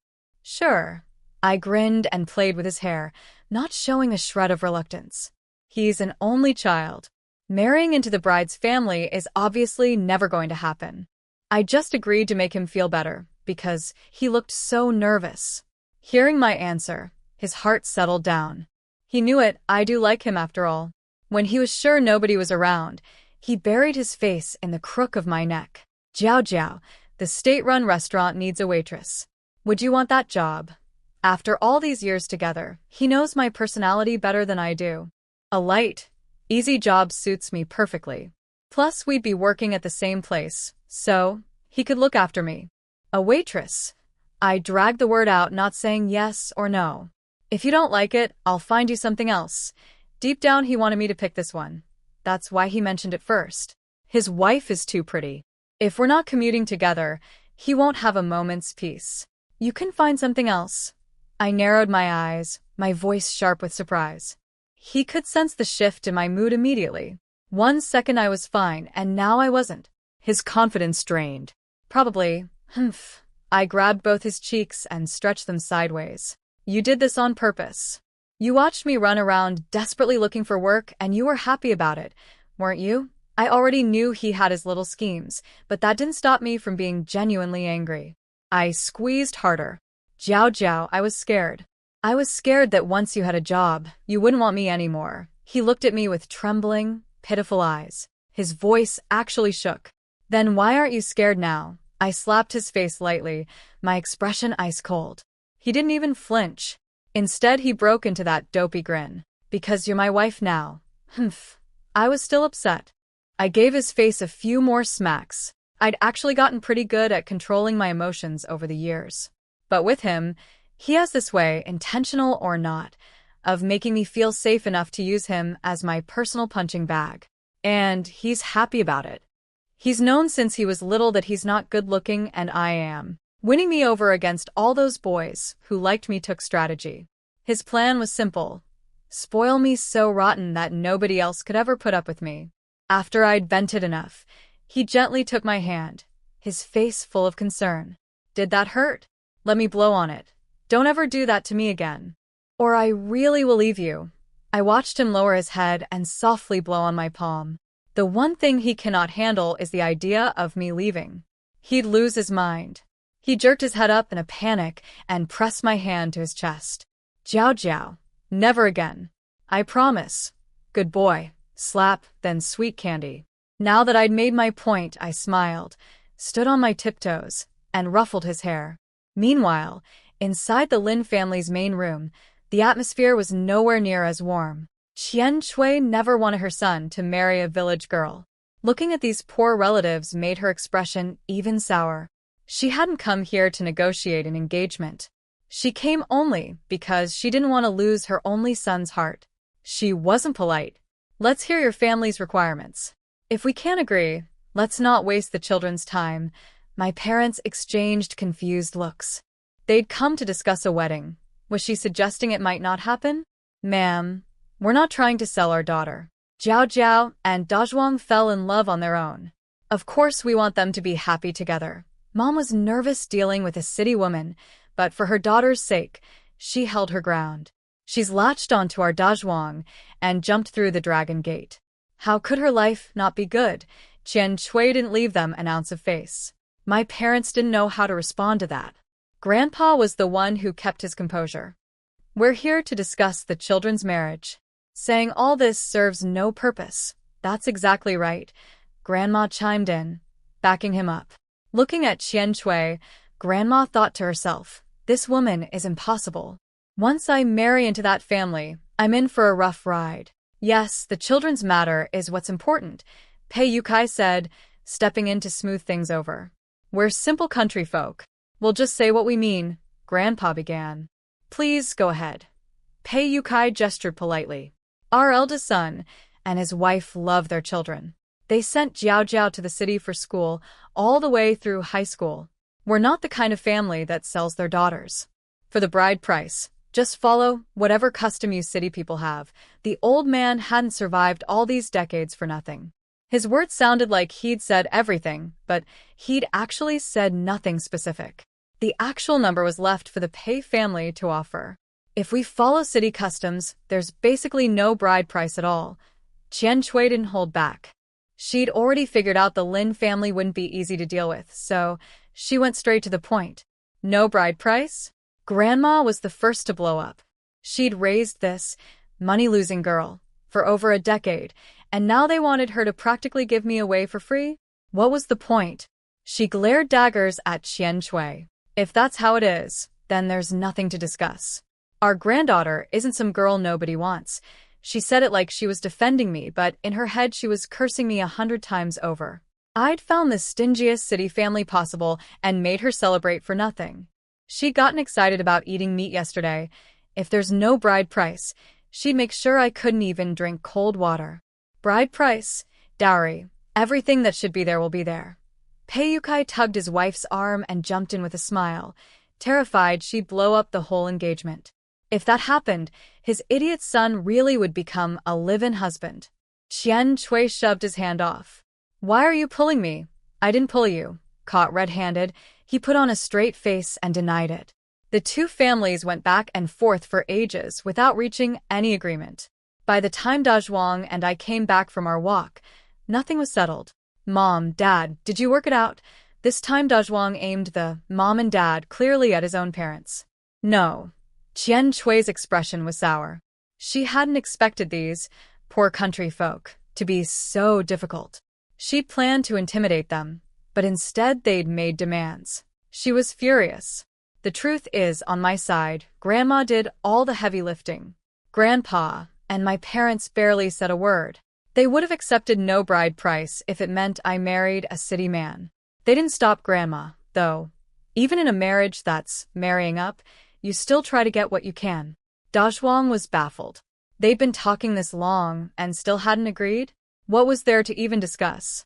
Just follow city standards. He'd already prepared everything. He was getting anxious. He and I absolutely could not let bride price nonsense come between us. What part are you stuck on? He asked the room. All of it, his mother snapped, disgusted by how desperate he looked. That's when it clicked for him.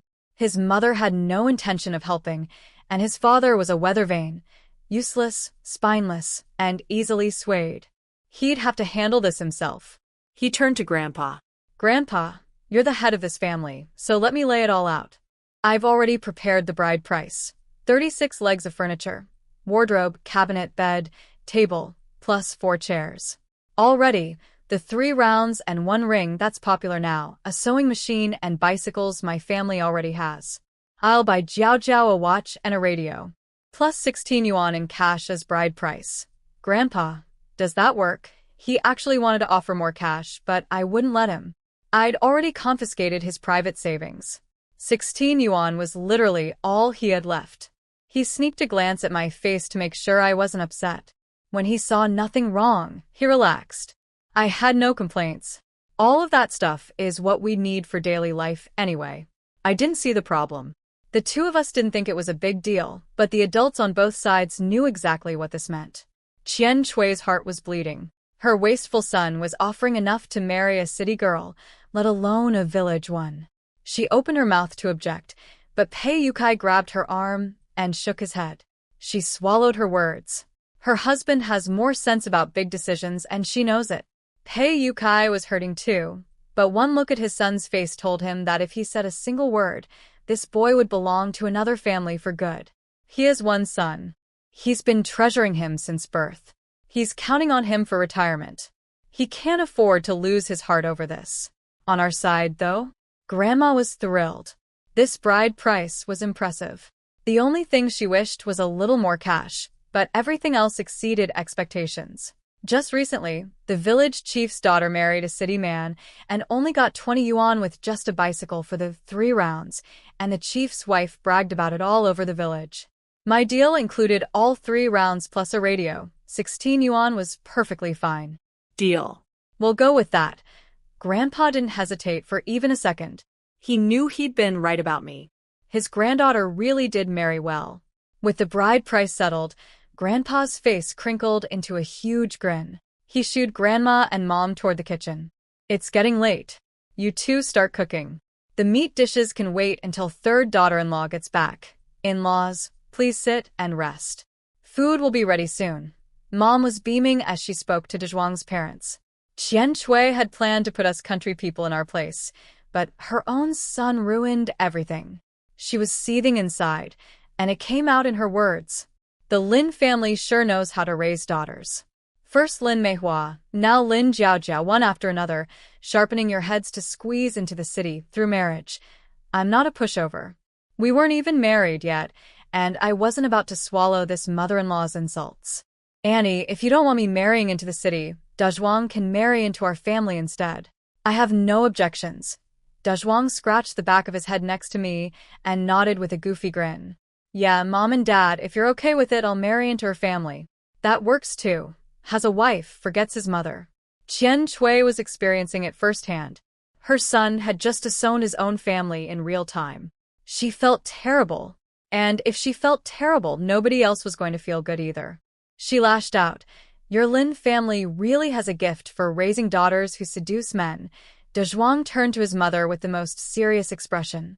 Mom, you've got that wrong. I'm the one who seduced Jiao Jiao. I looked at this man standing next to me and honestly couldn't tell if he was brilliant or an idiot. I pinched his waist where nobody could see, and when he looked over, I tilted my chin toward the kitchen. He understood instantly. He had no interest in staying for this conversation anymore. He turned to me with his most eager-to-please face. Jiao Jiao, what do you want to eat? I'll go make it for you. With so many people watching, I knew to give my man some face. I'll eat anything. But won't that be too tiring for you? I looked at Dwang with big, tender, concerned eyes. Not tiring at all. I love cooking for you. He meant every word. Watching me enjoy his food gives him a sense of accomplishment. You're so good to me. I made my voice as sweet and spoiled as possible. Qian Shui got goosebumps watching us. Now she finally understood how this fox spirit had bewitched her son into refusing anyone else. Even she, a woman, could barely handle how sweet my voice was. Her boy never stood a chance. Dwang took 2 steps toward the kitchen, then turned back around. He'd come here to discuss our marriage, but all they'd settled was the bride price. Nobody had talked about dates yet. He smacked himself on the forehead and rushed back. Mom, Dad, did you even discuss the wedding date? What's the rush? We haven't even settled the engagement date. Qian Shui snapped.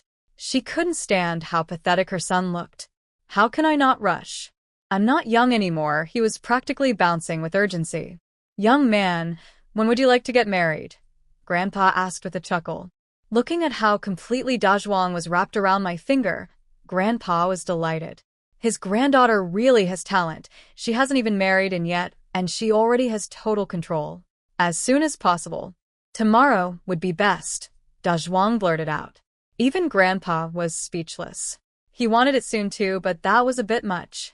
I've already decided to marry this man, and I don't want to drag things out. I want to leave the Lin household as early as I can. I smacked his arm. Say something realistic. Our marriage is between the two of us. He doesn't care about anyone else's opinion, only mine. Everything he'd said to Grandpa was really for my ears. He's always known I'm someone with strong opinions. If I disagree, no amount of planning matters. Once he got my response, he said the date he'd already picked out. The 26th of next month is a good day. Can we go get our marriage certificate then? Next month? Qian Shui's voice shot up. Her son was so desperate he wanted to marry someone within a month? This eagerness was handing all the power to my family. Mom, you think that date sounds good too? Dwang pretended he didn't catch her meaning and grinned like an idiot. She was speechless. Taking her silence as some kind of riddle, he scratched his head awkwardly. Actually, you're right. Maybe that's too late. The 6th of next month is also a good day. It'll be tight, but I can make it work. His mouth said tight, but his eyes were sparkling. He looked at me, full of hope. The 26th gives us roughly a month. The 6th is less than 10 days away. It's not that I'm unwilling. It's just genuinely too rushed. Let's stick with the 26th. The 6th isn't good, he was still trying. I want braised pork. I changed the subject. I'll go make it. He started walking, then caught himself. He turned around, looking wounded. Jiao Jiao, don't change the subject. Seeing his pitiful little face, I softened a bit. I don't really care either way. As long as he can handle the preparations, the 6th works too. Can you actually get everything ready in time? Yes, he nodded firmly. Then how about the 6th? I said, not entirely sure. Even though marriage is between two people, the family's opinions matter. I figured even if we agreed, the parents would probably overrule us. Yes. The 6th. Let's do it. He nodded so fast his head might have fallen off. In a few days, he'd be a married man. His grin stretched from ear to ear, watching us casually plan our own wedding right in front of them, like they weren't even there made all the adults want to throw us out of the room. Just as I predicted, both families vetoed the 6th. After Dwang fought tooth and nail, the wedding date was set for the 26th. The engagement ceremony would be in 3 days. With the big decisions made, Dwang finally headed to the kitchen to make braised pork, completely satisfied. Grandma and Mom, who were already cooking, stared in shock when their future son-in-law walked into the kitchen. Mom put down what she was holding. Dwang, are you looking for something? Auntie will get it for you. Do you want water? Tell that useless girl Jiao Jiao to come pour you some. Grandma couldn't imagine why else a man would enter the kitchen. She leaned out the door and hollered, "Fourth girl, get in here and pour Dwang some water." No awareness at all, that girl. Her own man wants a drink, and she can't even be bothered to get up. Good for nothing except eating. That's my granddaughter for you. Grandma, no, I don't want water. I came to help cook. Dwang quickly stopped her from yelling again. You don't need to help. Just send Jiao Jiao in. Mom spoke up fast, afraid Grandma would say something offensive. She hadn't expected her future son-in-law to actually want to cook. Her own daughter didn't have that kind of initiative. Having a grown man come help in the kitchen was a little embarrassing. Jiao Jiao can't do this kind of work. I'll handle it. Dwang refused without thinking. My hands are too delicate for kitchen labor. He'd never let me do it. He looked around the kitchen, then continued, Mom, do you have any pork? Let me make braised pork for everyone. That Mom caught my mother off guard again. She's heard it multiple times now, and still can't get used to it. How is this boy so comfortable calling her that already? Pork? Yes, we have some. She pulled a cut of pork from under a basket cover and handed it to him. Grandma opened her mouth to object, then thought better of it. Let him have at it. Meat tastes good no matter who cooks it. Giving up the pork was painful enough for Grandma, but watching Dwang dump generous amounts of seasoning and oil into the pan nearly made her snatch the meat right out of his hands. She didn't even need to taste it to know it would be delicious. Pork is already good on its own, and he was using that much oil. She couldn't bear to watch. She closed her eyes and left the kitchen. Mom wanted to leave too, but she couldn't just abandon her future son-in-law alone in the kitchen. That would look like she didn't care. So she stood there, watching him cook, wincing every time he added seasoning. The amount of oil he used in one dish was more than she'd use in an entire month. When the aroma of braised pork filled the air, she couldn't decide whether to be grateful the meat turned out well or heartbroken over all the wasted ingredients. When Dwang tried to make me another dish, Mom put her foot down. Dwang, you're a guest. We can't have you working in the kitchen. She called out to me at the same time. Jiao Jiao, take Dwang outside to rest. I poked my head in and didn't understand the problem. It smelled amazing in there. Why was she kicking him out? Mom, Dwang's a great cook. Just let him handle today's meal. I sidled up to her with a grin. If Dwang hadn't been standing right there, she would have pinched me. He's a guest who came to propose, and I wanted him slaving away in the kitchen? The real reason, though, was that his cooking was too wasteful. He doesn't know what things cost.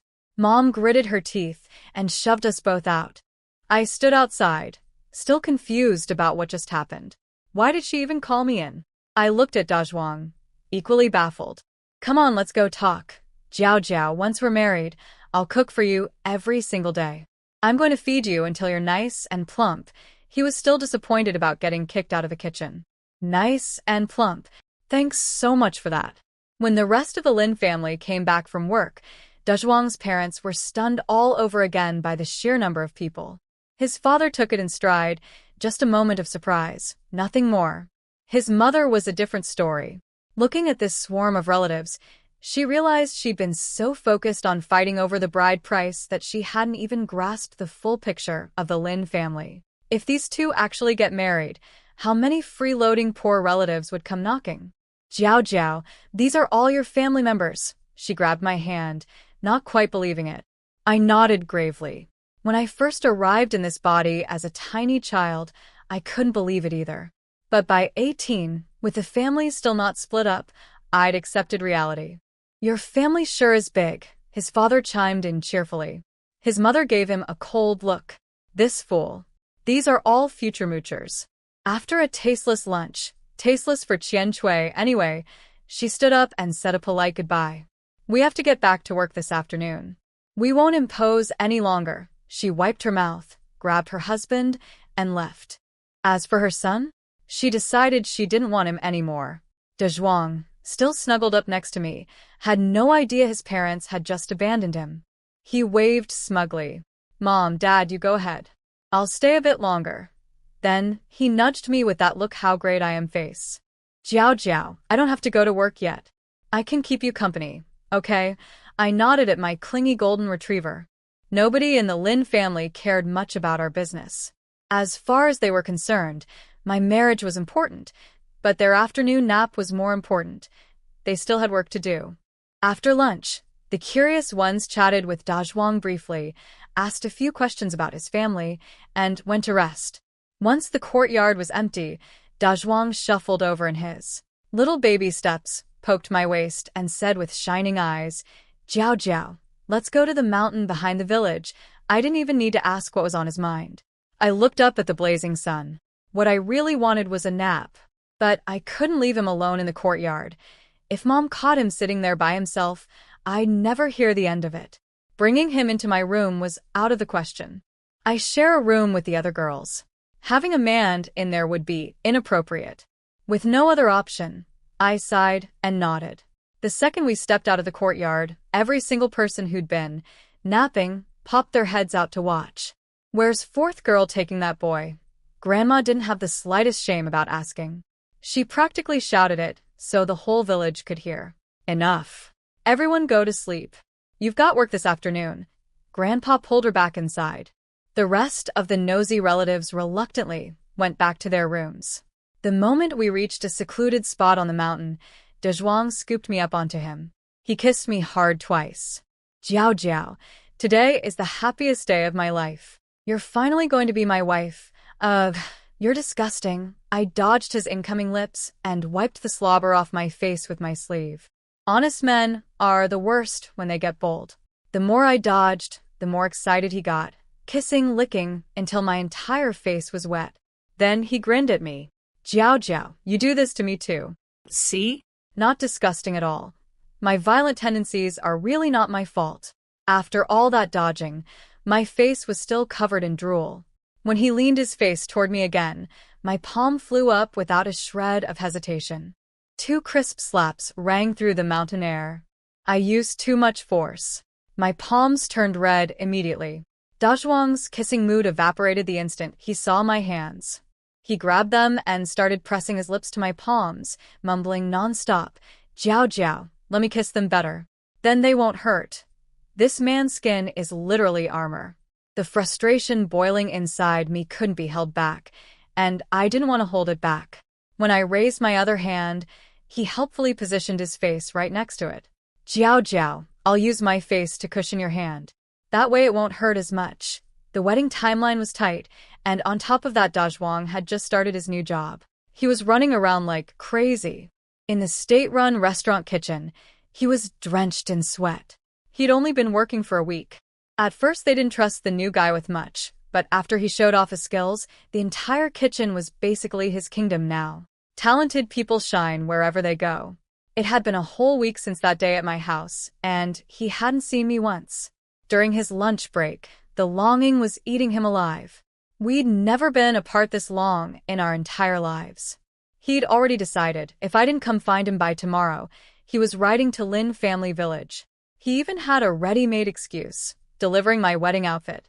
With his plan set, he shoveled rice into his mouth. Dwang, you've been here a few days now. Getting the hang of things? If anything's unclear, Andy can show you around. A plump older woman at the restaurant sidled up to him and whispered. He was confused by her buddy-buddy attitude. They'd barely spoken. He'd only been here a week. But she was friendly, so he wasn't going to be rude. Yeah, I've got the hang of it. He kept eating while half paying attention. Dwang, you're not young anymore. How about Annie sets you up with someone? She'd been watching him and decided this big, sturdy young man had real potential. When he first arrived, she'd written him off as just another lump. But after seeing what he could do in the kitchen, she changed her mind. The moment he heard those words, he grabbed his bowl and jumped 3 meters away. Auntie, I have a girlfriend. We're getting married on the 26th of this month. I'll give you wedding candy. Since childhood, I've trained him to maintain male virtue. He's memorized every rule I've set. He must never give anyone even the slightest opening to think he's available. What? You already have someone. Her voice shot up 2 octaves. She was kicking herself for not acting sooner. Good ones always get snatched up. Yes. She graduated high school. She's so beautiful. I'll introduce you sometime. The moment he starts talking about me, he can't stop. He wants the entire world to know he's taken. Oh, her interest evaporated. She muttered a response and walked away with her bowl. Watching her leave, Dwang made a mental note to tell me tomorrow that someone tried to set him up. That way I'd come visit him more often. Otherwise, women will keep eyeing him. If I knew what he was thinking, I'd scream that I'm innocent. I wanted to go see him too, but I had 0 free time. Ever since the Pei family came to discuss the marriage, the Lynn household had me running around nonstop. I'm getting married soon, which means my older sister absolutely cannot still be single. So on top of handling my own engagement and wedding preparations, I was also running errands for Sanny's matchmaking, fetching things, tidying up, pouring tea, serving guests. I don't have to work in the fields, but the chores assigned to me at home were endless. I didn't have a single spare moment all day. You lazy girl. Don't think that just because you're getting married soon, you can stop working. I just found a quiet corner to sit down for a minute when Grandma caught me. I sighed. She can't stand seeing me rest for even a second. Knowing she hates when I act sweet, I deliberately used my most flirty, spoiled voice. Grandma, I'm so tired I could die. Can't you let me rest for just a moment? Sure enough, my sugary tone made her shudder with disgust. This little fox spirit, always trying to bewitch people, even doing it to her own grandmother. Shameless. While I was distracted, she reached over and pinched my arm hard. Don't pull that on me. Get to the kitchen and help. If anything goes wrong with your sister's matchmaking meeting, I'm blaming you. The pinch caught me off guard, and I gasped. She shows me absolutely no mercy. I have traditional values about respecting elders, but only a limited supply. My policy has always been, if others treat me, they young, with care, I give them 100% respect. But if an elder acts disgracefully, I return the favor in kind. I shot my hand out, twisted her arm hard, then bolted. She's always known I have no filial piety and fight her at every turn. But she didn't expect me to actually hit back. Watching me sprint away, her voice trembled with rage. Lynn Jiao, you wretched girl. Are you trying to fly up to heaven? Grandma, you're hurting my ears. I made a show of picking at my ear, wearing the most infuriating expression possible. She silently swore to deal with me once Sanny's matchmaking guests left. I dashed into the kitchen before she could chase me, and before I could even see clearly, Mom shoved a boiled egg into my hand. Eat it quick, before your grandma sees and starts yelling again. She looked at my clueless face and urged me to hurry. I hadn't tasted anything decent in days. I couldn't help but swallow hard. Mom, where did you get an egg? In this era, eggs are precious. Grandma watches every grain of salt and drop of oil like a hawk. The family's few chickens might as well be chained to her body. If one lays even a single egg fewer than usual, she launches a full investigation. I'm leaving this house in a few days. As much as I wanted the egg, I wanted peaceful final days, even more. Your grandpa told me to put 2 eggs in each guest bowl. I secretly kept one back for you. Don't worry, nobody will notice. Mom whispered it right into my ear. Mom, did you eat? Let's split it. I don't know why I'm so food obsessed, but I couldn't help feeling it. I already had one. This is yours. Now hurry and eat. She whispered it and went back to work. She doesn't have my courage when it comes to talking back to Grandma. After chatting this long, if that old woman caught her, there'd be another round of scolding. After eating the egg, I stayed in the kitchen trying to help. But I'm useless no matter where I go. I squatted in a corner for maybe 2 minutes before Mom shooed me out. Mom, I'm not in the way. Just let me stay a little longer. I pouted at her. Looking at you annoys me. She pushed me right out the door. Jiao Jiao. I turned toward the voice. It was my sister. What is it, sis? I looked at Sanny, confused. Come here. I need to talk to you. She led me to our room. Under her heavy stare, I couldn't figure out what she wanted. Today was her matchmaking day. She should be outside getting to know the guy, not dragging me into a room. Whatever it was could wait until tonight. As her real sister, I genuinely hope she marries someone decent. Sis, what did you want to say? Jiao Jiao, what do you think of my matchmaking partner? She looked at me with hopeful eyes, wanting me to give the answer she had in mind. I froze. I couldn't exactly tell her. I didn't even know what the guy looked like. My expression gave me away. Sanny's face fell. Of course, my boyfriend is a city man with a real job. Why would I bother looking at her matchmaking prospect? You haven't even looked at him, have you? Sis, he's your match. I'm an unmarried girl. I can't just stare at some man. Human nature is cruel. Without comparison, everything's fine. Once there's a comparison, even sibling bonds can't survive the scrutiny. Jiao Jiao, I don't have your luck. When I was little, I didn't get to skip farm work and go to school in the city. Now that I'm grown, I don't get to marry into the city either. Maybe she didn't even know what she wanted to say. Maybe she just needed to vent. Sis, what are you trying to tell me? I kept my voice calm. Everyone sees my glamorous surface. Nobody sees the effort behind it. This world was never fair. Having 20+ years of 21st century memories gives me an unfair advantage, sure. But nobody asked my permission before throwing me into this world either. Isn't that unfair too? Jiao Jiao, I'm so jealous of you. I used to comfort myself that at least my reputation was better than yours. Now I realize none of that matters.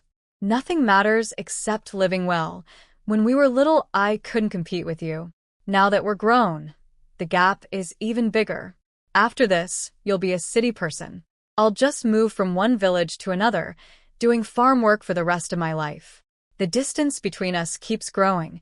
Her emotions were spiraling and her words stopped making sense. Sis, calm down first. I'm going to go help outside. I didn't know what to say.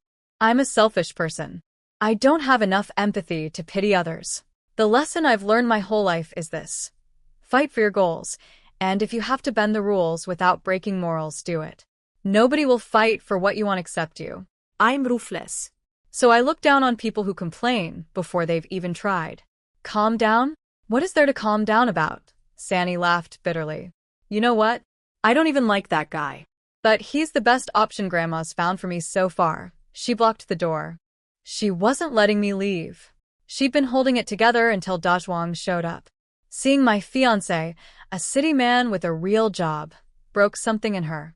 She couldn't understand how the lazy, greedy sister ends up marrying so well while she, the hardworking one everyone praises, gets stuck with bottom-of-the-barrel prospects. Her emotions were collapsing. She trapped herself in a dead end.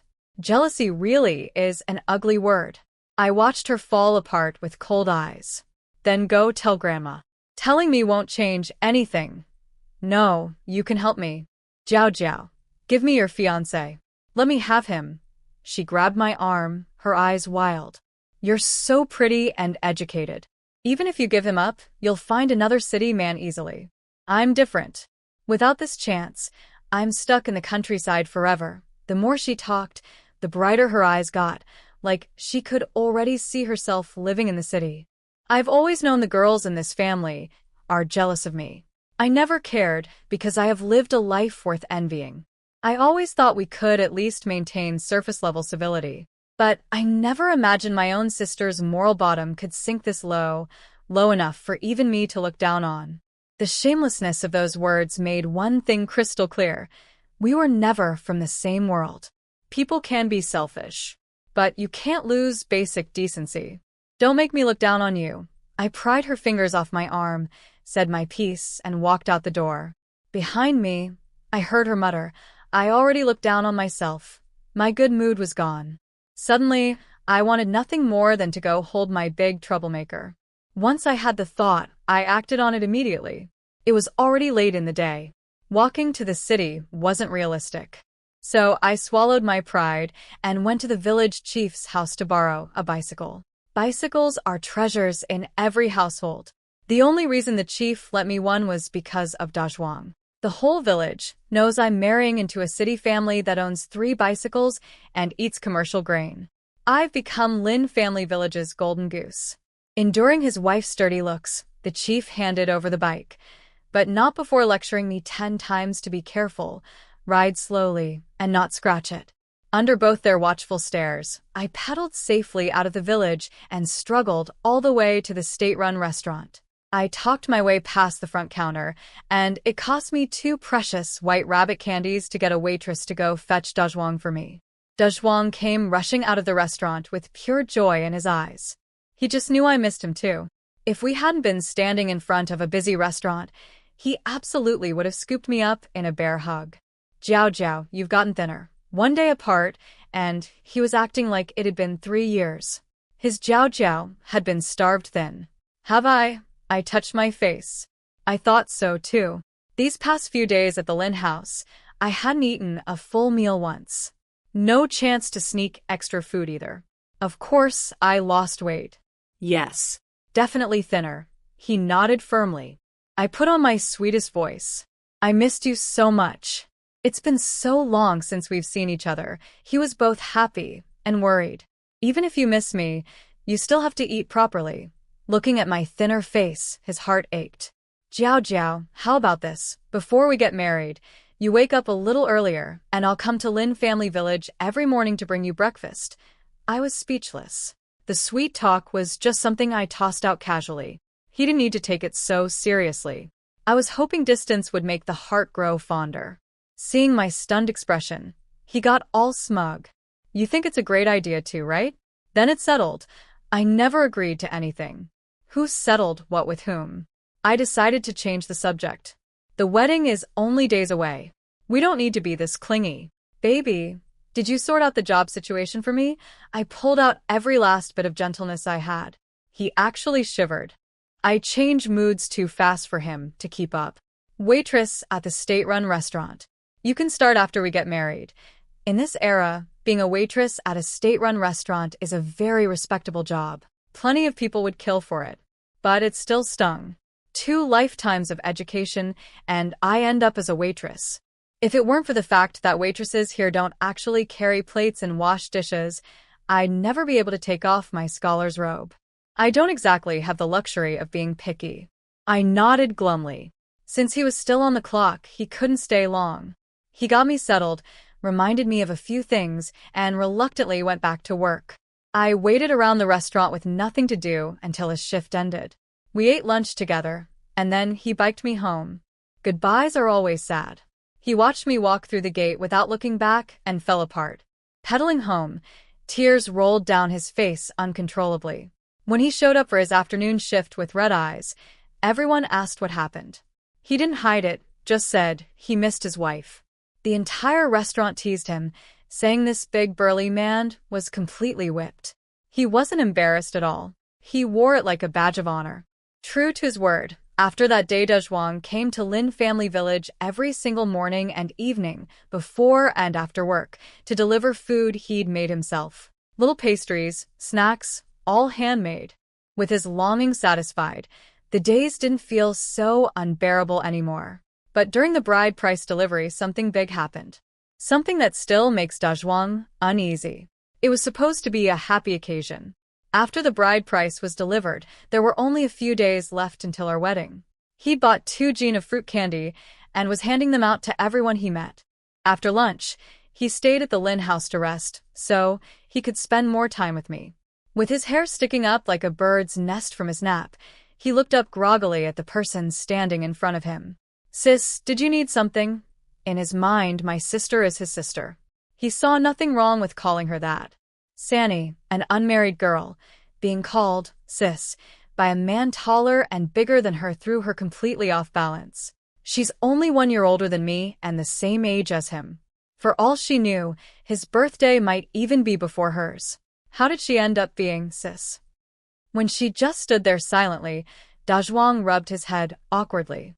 "Sis, is Jiao Jiao awake yet?" Sanny had been psyching herself up. Hearing my name snapped her back to reality. Her face flushed red, and she blurted it out. "Comrade Pei, what do you think of me?" Dwang's focus was elsewhere entirely. He put on a serious face and corrected her. "Sis, just call me brother-in-law." What did you just say? He'd only caught Comrade Pei and missed everything after that. After fixing the name issue, he looked at her with that honest, clueless expression, waiting for her to repeat herself. She'd said it on impulse. Being asked to say it again was mortifying.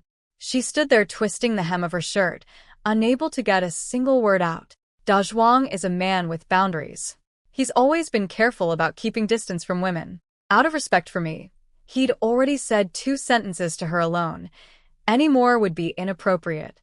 When she still hadn't spoken after a long pause, he turned toward the room where I was sleeping and bellowed, "Jiao Jiao, are you awake yet?" Sanny nearly had a heart attack. She'd snuck back from the fields during work hours specifically because she'd checked, and I was still asleep. If he woke me up, I'd catch her. She wanted to cover his mouth, but his fierce face scared her off. She could only stand there panicking. "Don't yell." Jiao Jiao's still sleeping. He didn't just yell. He walked right past her and started pounding on my door. "Jiao Jiao, wife, wake up." Comrade Pei stopped knocking. Jiao Jiao has a terrible temper. When she wakes up, in her panic, she reached for his hand. He'd been watching her from the corner of his eye the whole time. He neatly stepped backward. Looking at my sister with wide, startled eyes, he clutched his own chest and banged on the door, even louder. With all that racket, I could have been a pig, and I'd still wake up. Hearing his foghorn voice, my fury surged up uncontrollably. I yanked the door open, ready to explode, and froze. He looked absolutely terrified. The instant the door opened, he saw salvation. He dove behind me like I was a human shield. Sanny took one look at me standing in the doorway and bolted. With her gone, all my fury landed on the only available target, Dwang. My palm cracked across his body. "You flirtatious man." "Jiao Jiao, no. I didn't do anything." He shook his head frantically, whispering his grievances. He'd literally just been sleeping. He woke up and the world had turned upside down. I didn't need him to explain. I could piece it together myself. But people always take out their anger on the ones closest to them. I couldn't confront Sanny without losing face, so Dwang got the brunt of it. He's the type who never hits back and never talks back. Seeing me angry, he hunched his shoulders into a ball and took every hit, every word. Once I'd burned through most of my rage, he cautiously straightened up and crept toward me with that boot-licking smile. "Jiao Jiao, don't be mad. I'll behave from now on. Tell me exactly what happened." I'd already vented physically, a habit at this point, and now I was calm enough to hear the details. He never lies to me. He told me everything, step by step, making sure to highlight his own quick thinking. "Jiao Jiao, the second I sensed something was off, I called for you right away." He patted his chest proudly, clearly impressed with himself. Looking at this bear of a man, I couldn't process it. What on earth made him turn out like this? I closed my eyes and shooed him out the door. When I saw his wounded expression, I scraped together my last bit of conscience and invented an excuse. "The wedding is almost here. Let's keep some distance these next few days. Absence makes the heart grow fonder." "Jiao Jiao." He stared at the door I'd slammed in his face, truly heartbroken. He hadn't done a single thing wrong. Why was he being kicked out? And she's already beautiful enough. Any prettier, and he'd have even more rivals to fend off. He waited outside for ages, but I never opened the door. He cried actual tears the entire ride home. Real snot and tears crying. Even though I told him not to come until the wedding, he couldn't help himself. Every morning and every evening, he still showed up at the Lynn house to deliver food. On our wedding day, Dwang was genuinely the happiest person alive. He'd been too excited to sleep the night before, not a single minute. But his spirits were so high that he didn't even have dark circles. He was practically glowing. He put on the wedding outfit he'd prepared ages ago and checked himself in the mirror over and over. He thought he looked pretty sharp today. When it was time, he hopped on his bicycle and led the wedding procession to Lynn family village. In his eyes, a wedding is the biggest event of a man's life. He'd gathered a huge group of people to come with him. The procession looked grand and impressive. A crowd of villagers was already waiting at the entrance of Lynn family village. They fell in behind the procession, following along for the excitement. Bursting with energy and nowhere to put it, Dwang pedaled like a madman. At our front gate, he couldn't contain himself. He cupped his hands around his mouth and bellowed, "Jiao Jiao, Jiao Jiao, I've come to take you home." Mom had dragged me out of bed at the crack of dawn, and I was fully prepared, thoroughly prepared. This is my big day. I used every ounce of patience I have. My hair, my clothes, my makeup, every detail was polished to perfection. I hate trouble. Barring some disaster, I'm only getting married once in this lifetime. Even without ideal conditions, I created them. I was going to be the most beautiful bride. Dwang strolled into my room without a single obstacle in his way. The moment he saw me sitting prettily on the bed, his eyes went wide. He'd been feeling confident about his own appearance, but I'd reached a whole new level of beauty today. His limited vocabulary completely failed him. He stammered twice before getting the words out. Jiao. Jiao Jiao, I've come to take you home. It's a happy day, and he's the man I raised from scratch. I was happy too. I held out my arms. Carry me. This time he didn't hesitate for a second. He scooped me up in a princess carry. Today is his big day. Carrying his wife is perfectly appropriate. Jiao Jiao, I'm so happy. Today I'm officially a man. He held me carefully, like I was the most precious thing in the world, and whispered it against my ear. Nobody tried to stop him. He carried me straight to the bicycle and set me on the back seat, then started pedaling. The Lynn family wasn't sad about sending me off. They piled onto an ox cart they'd arranged with the village and followed the procession to the city. They're the bride's family, but they're invited to the banquet at the steel factory too. Carrying his whole world on the back of his bike, Dwang led the procession all the way to the steel factory's family compound. The entire time, my feet never touched the ground. Carried onto the bike, carried off the bike. He played the role of perfect husband with complete dedication. Times are tough for everyone. Even though the Pei family is better off, they couldn't be too flashy.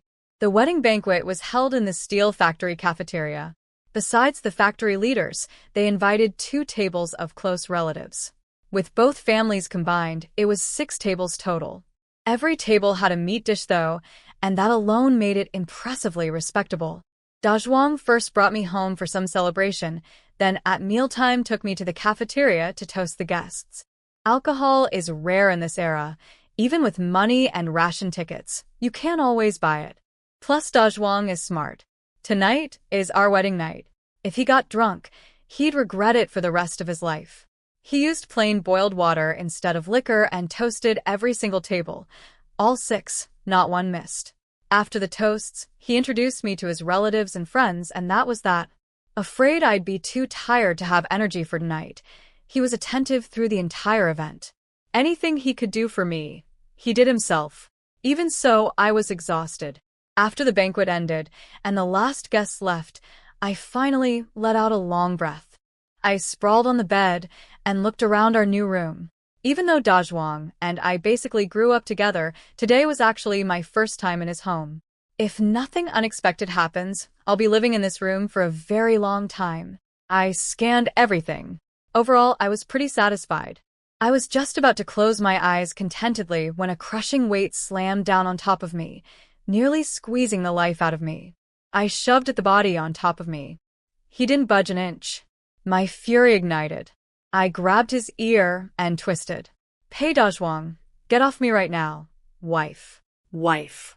Jiao Jiao, you're finally my wife. Those 2 cups of light wine had given him courage he'd never had before. He ignored everything I said and started kissing me while his hands wandered everywhere. I fought him off with 0 success. I was furious. Pei Dwang. I'm counting to 3. Stand at attention. 1, 2. Before I could say 3, he launched himself off me with the agility of a cat and stood at the edge of the bed, shoulders hunched, looking like the most pitiful creature alive. You'd never guess he was the same man who'd just been misbehaving. I sat up, heart still pounding, and patted my chest. This man has absolutely no concept of his own weight. Does he think my tiny body can survive being crushed by him? I gave him a cold look. Go get me a washboard. Jiao Jiao, you don't need to do laundry in our house. I'll wash everything. The pitiful act vanished instantly. He jumped to volunteer. My hands are too delicate for laundry. He can't even bear to imagine me doing rough work. I let out a cold laugh. Did he think I wanted the washboard for laundry? I wanted it for him to kneel on. We're on completely different wavelengths. I wasn't about to explain. 1. 2. He read the room perfectly. Before I hit 2, he was already out the door hunting for a washboard. Less than a minute later, he was back with one in his hands. When I reached for it, he stepped backward. Jiao Jiao, this thing is pretty heavy. Just tell me what you need it for, and I'll hold it. Fine. He can hold it. I stood tall and said with full authority, see that washboard in your hands? From now on, whenever you make me angry, you kneel on it for 1 hour. Voluntarily, his focus wasn't on the washboard at all, it was on the making me angry part. Jiao Jiao, don't worry. I'll be good. I'll never make you angry. Men's mouths. Nothing but lies. He just made me furious, and I didn't see any obedience then. I stood up, touched his face gently, my expression soft and tender. But my words were ruthless. I was angry just now.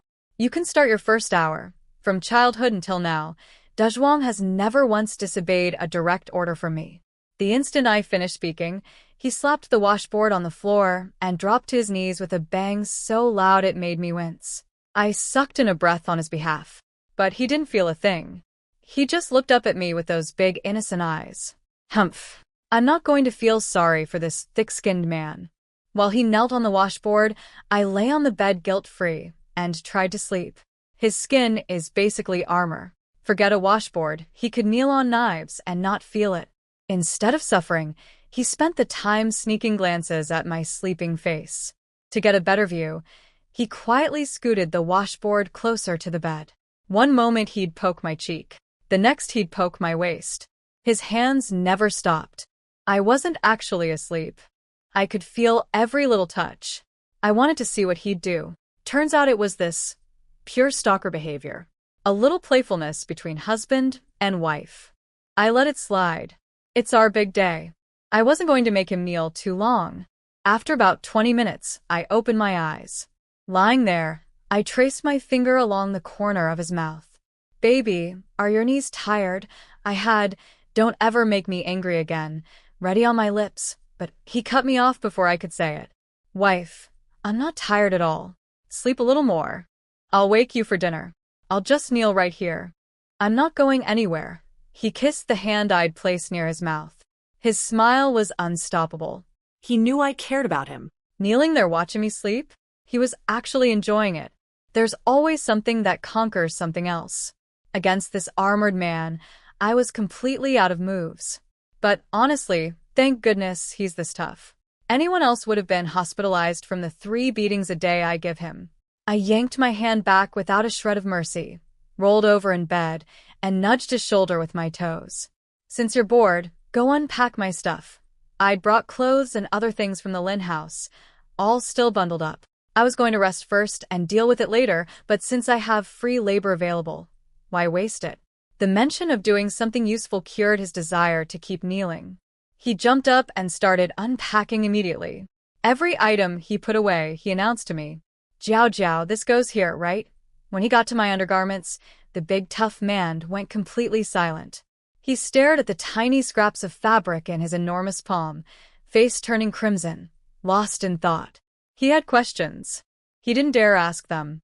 He glanced toward the bed to make sure I wasn't watching, then sneaked the garment up to his nose and took a deep breath. His wife smells so good. Even her clothes are fragrant.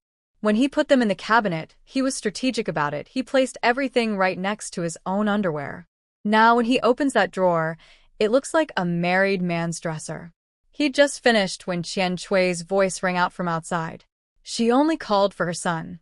As for her daughter-in-law, she let out a cold humph. She'd never seen such a lazy woman, sleeping in while her mother-in-law cooks dinner. Wedding day or not, the least I could do was show my face and lend a hand. She had strong opinions about her new daughter-in-law.